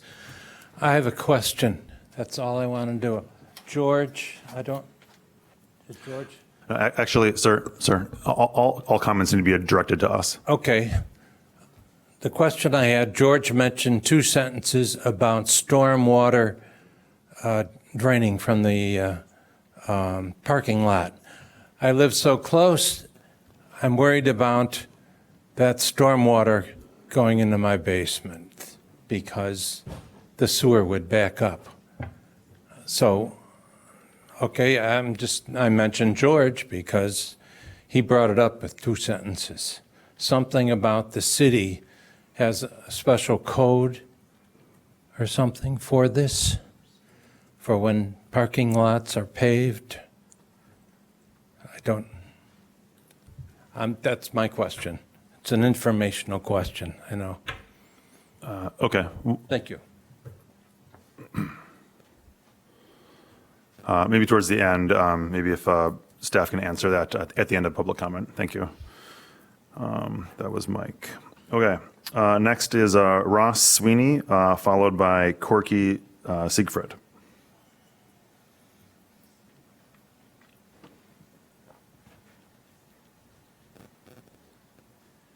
Good evening. I'm Ross Sweeney. I live at 2323 McDaniel Avenue, which is through Crowns Park.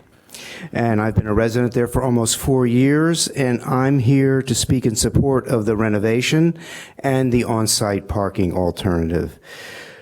We are a community of seniors, and just like the comments throughout this meeting, there are a lot of different opinions about everything in our community. So there's no universal consensus on almost anything.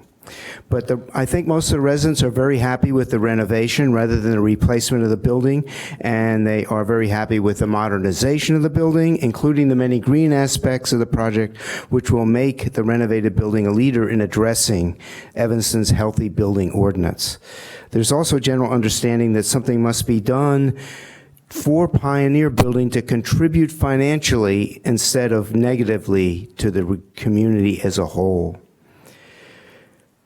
And the residents, just like everyone else, are very proud of the park-like site.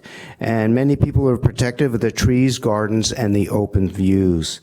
Therefore, on-site parking is certainly an issue.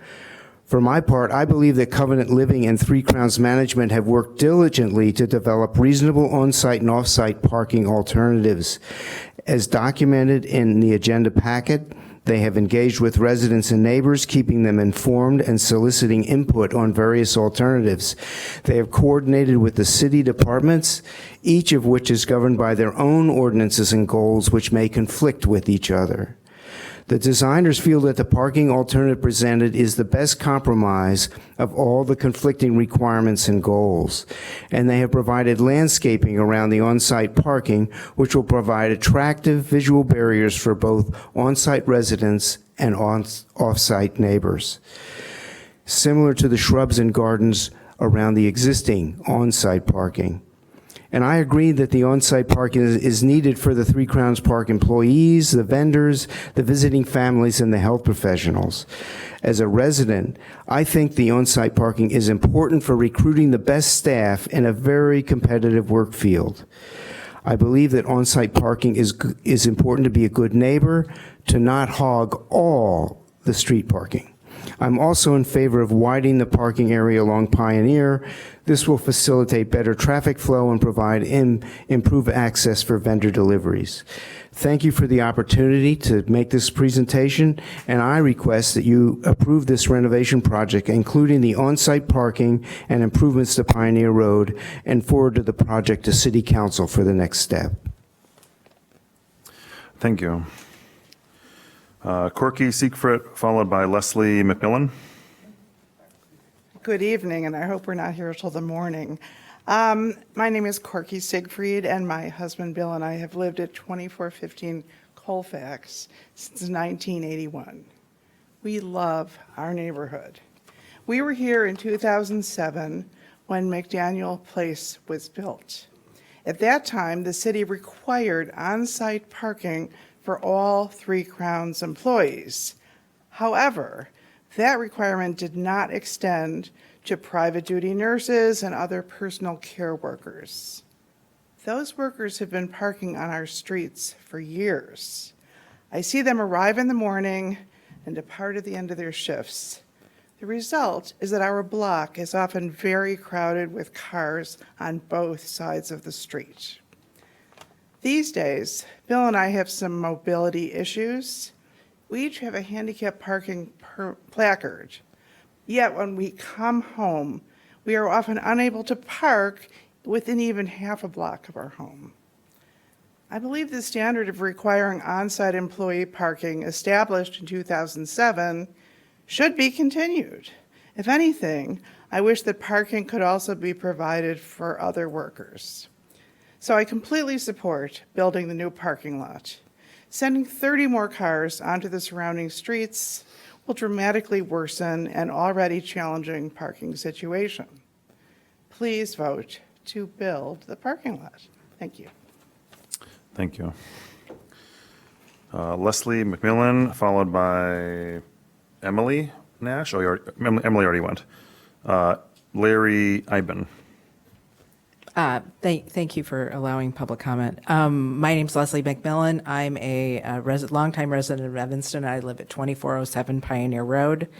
My overarching comment would be this seems to be a solution in search of a problem. I just really can't see why we need this additional parking. In addition, I hope you'll discount any sort of comments regarding what hospitals require. This isn't a hospital, so it's a specious argument. This also flies in the face of the comprehensive plan Envision Evanston as well as CARP requirements, and this is a direct quote from the unanimously adopted language that's from Envision Evanston, to maintain existing transition zones to serve as buffers between institutional campuses and residential neighborhoods. So, I mean, this really, I can't see anything more in opposition to this. And I would like to respectfully request a continuance. I'd like to have a pedestrian vehicular conflict analysis done and specific mitigations. Also, we haven't talked about lighting. It moves beyond just lighting to include headlight glare, hours of operation, noise, and screening, which are classic compatibility concerns in residential zoners. So with respect, I'd like to request that continuance. Thank Over you. there? Yes, please follow up with Mr. Bebo. Okay, and Larry Iben. Good evening. Thank you for allowing me an opportunity to speak. My name is Larry Iben. I live with my wife and 4 kids at 2341 Pioneer Road. The one thing I wanted to point out here, because I don't know how familiar you are with this part of Evanston, is that this corridor on Colfax is a very special part of Evanston.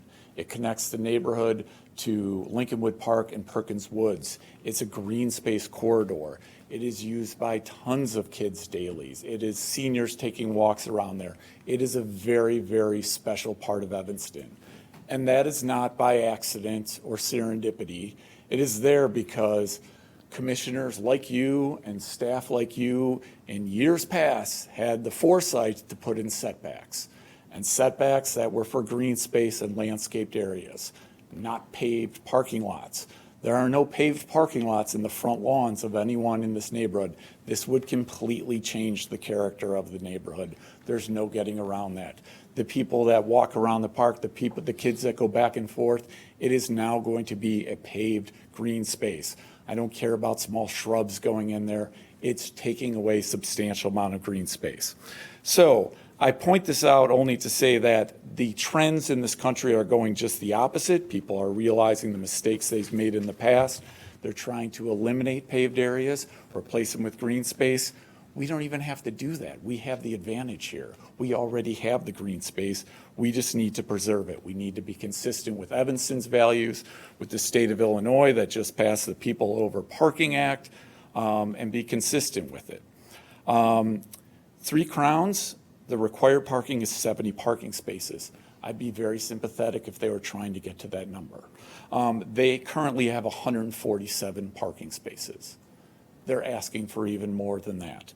I think they could really work with the spaces they have and figure out a way to better utilize it. See if everyone on the seniors that are living there really are utilizing their spaces that they have. Have they moved that car in a while? There are other solutions. There's a bus stop a quarter mile away that's used by people that work there. There's a metro stop a half mile away. We walk to it every day to get to work. I also think they should consider valet parking during peak hours. They've had valet parking before. It's not been mentioned. But if there are times when it's just too much, it's too overwhelming, a valet parking would be a simple solution. These are simple solutions. Once you take that green space away and you put that parking in, you're going to ruin that corridor and it's going to be ruined forever. Thank you. Thank you. Is there anybody here that did not have an opportunity to speak that still wishes to speak? Yes, sir, come on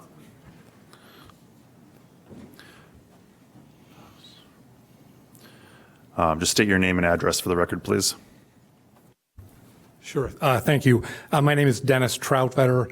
I live at 2329 Pioneer Road, which is directly across from the Pioneer driveway for 3 Crowns. I can't really advocate for paving over green space. I personally just doesn't feel right to me.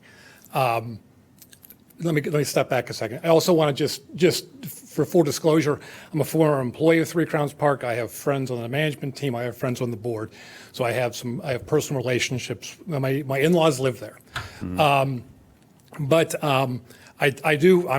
personally okay with parking, parking on the street. I understand that's not universally held. What I'd like to request, though, is Corky left, to maybe impose some parking restrictions. Corky can't park in front of her house because because there's no handicap restrictions. Clearly, employees, guests park near the doors. The cars cluster like near us and near the intersection of Colfax and McDaniel, and then it kind of rolls, to the west. So it would seem to me to be equitable to kind of for the city to take some good efforts to spread the parking out so I can actually park in front of my house or near the front of my house when all the parking comes. Thank you. Thank you. Yes, ma'am.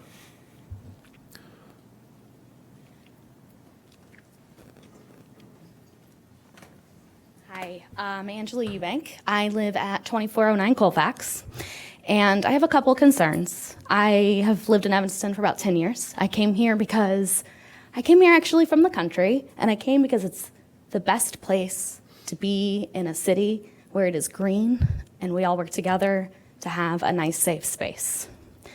My concerns are that the drainage we already have on Colfax, it floods. The street fills with water.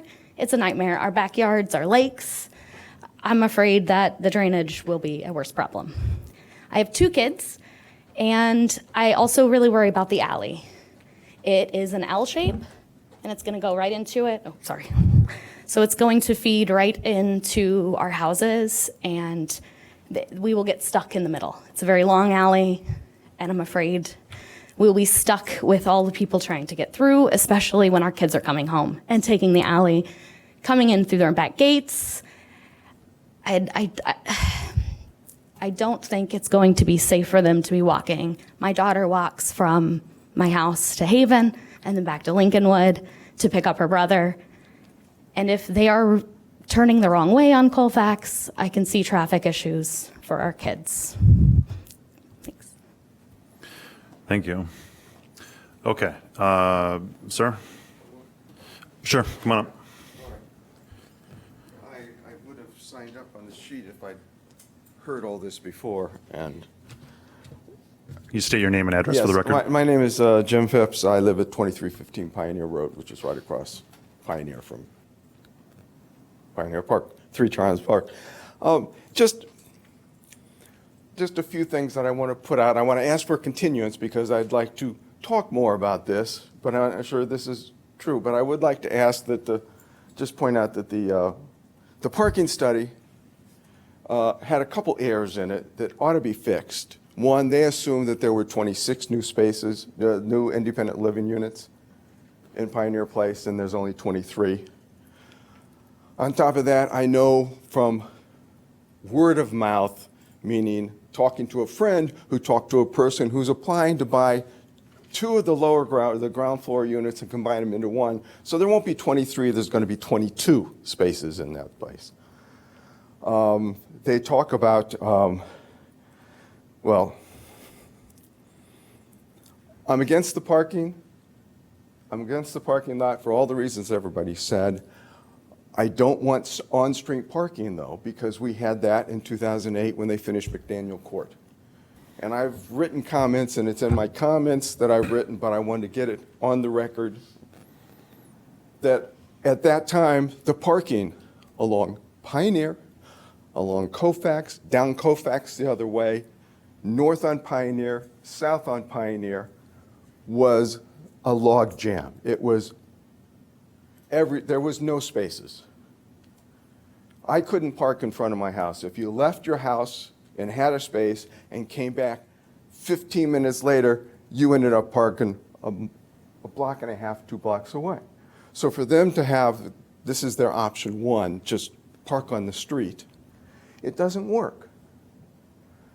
But back then, we worked with the city, we worked with our older people, and they reached an agreement with 3 Crowns, and 3 Crowns had valet parking, and poof, all of those problems disappeared.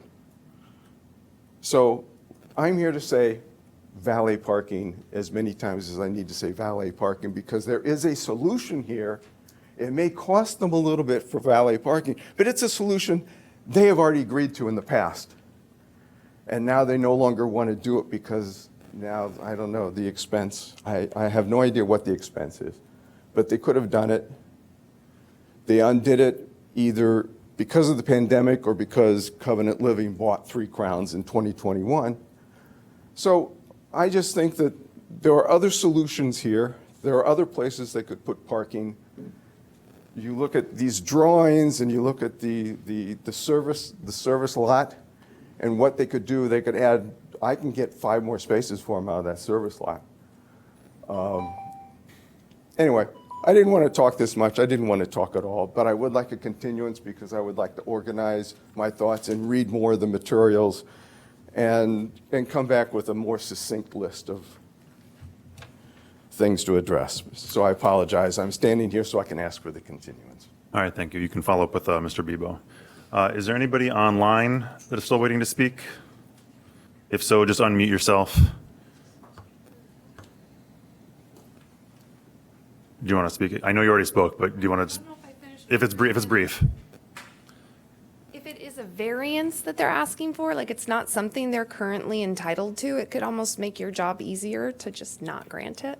Because it's not the code. More and more in government, everything's getting by with a variance or this case and that case, and no one's making laws anymore. So if you need to change the ordinance of the zoning, change the ordinance of the zoning and take that to the neighbors and the older people. But like a variance, I don't know. I just, food for thought. Does that make sense? I don't know. Does that make sense? Like currently, if they did it now, it's not illegal. It's be illegal, right? Sorry, this isn't a back and forth. Okay, got it. Okay, final call. All right, thank you very much. That concludes public comment. If you requested a variance, make sure you follow up with Mr. Bebo to get you formally processed. Yes? I would just like I meant to to, say continuance, thank you. just to get on the record, I received an email from Katie and Steve Armistead this afternoon, a couple hours before the meeting, with their comments. We didn't have time to transmit them to the Land Use Commission, but they were a neighbor and they were requesting continuance as well, so we'll add that to the list. Okay, thank you. Can I ask a question about continuances? How they work, like a technical question? Sure. So a continuance is to allow for eligible property owners who are within the noticing boundary of the project site. So in this case, it would be for property owners within a 1,000-foot radius of the site.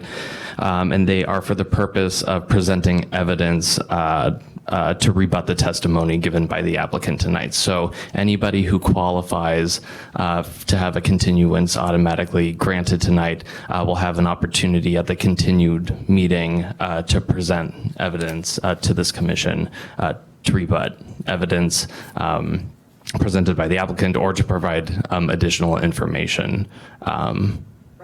My question was they are automatically granted, assuming you live in the boundary, as opposed to conditional on having evidence. Like, evidence means any. I mean, I'm not against them. I'm just understanding. It's broad. It is broad. Yes. Okay, that's Yes. all. Thank you. And a continuance must automatically be granted for the property owners who qualify. I do believe we had one continuance request who resides at 2514 Jackson, who is not within the proper noticing boundaries. So when the commission goes to discuss the continuance request, we'll have to deal with that then. Okay. Do you have a final? No, I'm waiting. I have a question based on the continuance. Okay, let's talk about the continuance. Sure. Go ahead. With respect to the continuances, question number one is there's been requests for continuances, and there's been a request for continuances asking for information to be provided to them. The second thing is, so I want to get some clarity on what's the direction of the commission on that point with respect to requests for the applicant to provide information. The second thing is, and I agree with everybody who said anything about the timing of everything. I spent my Memorial Day weekend reviewing the package that we just got on Friday. And this is no fault of anybody else, but I do think it's fair for everybody, objectors, supporters, and applicants, to have a fair opportunity to review information, to be able to evaluate it, critique it, and do whatever anybody wants. What is going to be the deadline by which those who requested a continuance are going to have to present their evidence so that we have our due process opportunity to review that so that we can be prepared for the next hearing? Because we have a right under the law to rebut it if we so choose to do so. So I'd like to know what that timing looks like. Mr. Bebo. So whenever the continuance date gets set by the commission, we will get in contact with those eligible property owners who had a continuance approved to organize their materials and simply with the packet they will have up until a specified date so that we can put that information into the packet that gets made public or that gets made publicly available the Friday before the scheduled hearing date. Well, I think it should be made of it. I think that they should have gotten the packet before the Friday before. And so I think we should select a date that allows them, obviously, I mean, we had to submit our information. I think we should get the information more than a Friday before. I don't see any reason why it can't be a week before or something like that. I mean, I don't think that that's unreasonable. The purpose of the granting the continuance is to allow the continuance requesters time to gather evidence and respond to what they've heard tonight. It's not, I'm hearing you ask that you want advance notice of what they're going to present at the next meeting? That's exactly what I'm asking for. And under the law, that's exactly what they have a right to do, is present evidence. And under the law, we have a right to respond and rebut to that evidence. So they were not surprised by what we were presenting because it was disclosed. So we actually have a right to do it. I sat on the Plan Commission, and they may hire a lawyer the next time. They actually may present evidence and present experts and everything else. We have a right, a due process right, to know what that is before the hearing occurs so that we can be adequately prepared. I hear you. I will say, too, that the applicant has an opportunity to rebut at the continued hearing.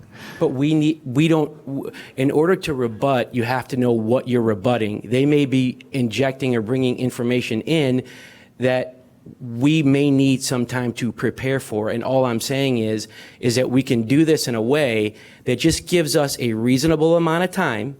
And I don't think a Friday before the hearing is enough time, just like I don't think it was enough time for them. And to be honest and objective. Well, so even if you had adequate time to look at that evidence that's going to be brought at the next hearing, there still would be an opportunity for one of those presenters to present something new that surprises you, and in which case you would still have the right to request a continuance from your side. if they're going to present evidence, we're asking for them to present the evidence more than, or disclose it more than the Friday before. That's all I'm asking for. If we can't get that, then we can't get it. I'm just trying to propose a situation where we can actually resolve this, at least get all the evidence in on the next court date. I don't know what I don't, no court date, on the next hearing date. I don't know what I don't know at this point, is what I'm trying to say. Sure. And in my experience, my request is not unusual, and it's pretty standard, and so I'm just really asking for that. That's all. I'm going to have to defer to staff and Mr. Yeah, George. I mean, I would also say that this is all within the Land Use Commission's rules and procedures too. This is how we handle all of our Land Use Commission cases, and in the interest of treating all cases equally and applicants and property owners equally, my recommendation would be to stick to our rules and procedures on how we handle these proceedings. I'd also No, like if to legal just, wants to weigh in. I'd like to ask, just to confirm, it is the folks that requested the continuance, it's their obligation to prepare whatever report or evidence they want. It's not an obligation for the applicant to. This is correct. The applicant may prepare, it may bring additional information as part of their presentation if they want to respond to some of the questions and concerns that came up tonight. But ultimately, it is going to be on those who requested a continuance to get their evidence and any professional speaker that they are planning to have that night as well, but getting us their materials in a timely fashion so that we can put the packet out Friday afternoon in a timely manner.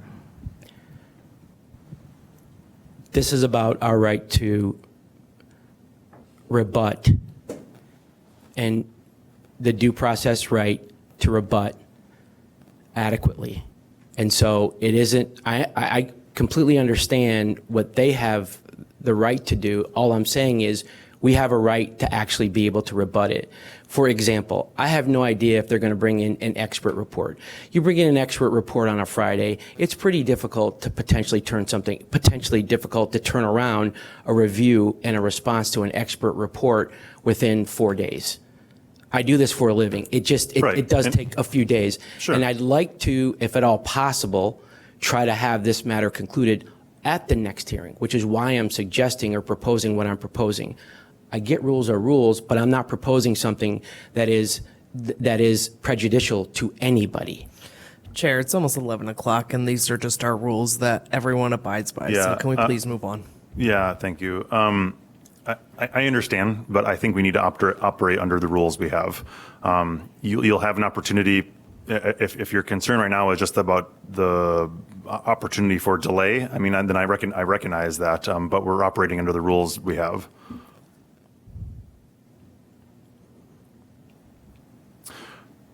So, I think that public testimony is complete. We can ask more procedural questions if there still are some, but otherwise I'm going to... Before we close the public hearing, we do need to have you all make a formal vote to grant the continuances. Yeah, that's what I was going to say. So, commissioners... And there's also the one non-qualifying too that you can make a decision on. You can decide to grant it or not grant it, since it's the one request that falls outside of the noticing distance of the property. Sorry, say that one more time? No. So there were a total of five continuances that we would say are qualified for an automatic continuance, because those are property owners that are within the mailing distance. And then there was one person who requested a continuance who does not reside within the legal boundary of the property. Okay, so we need to decide as a commission whether or not we're granting, whether or not we're continuing the meeting. Yes, Commissioner Magnum. I guess, is it possible, rather than have us vote on her not qualifying, can that person just withdraw that request now that she knows that she doesn't fall into that?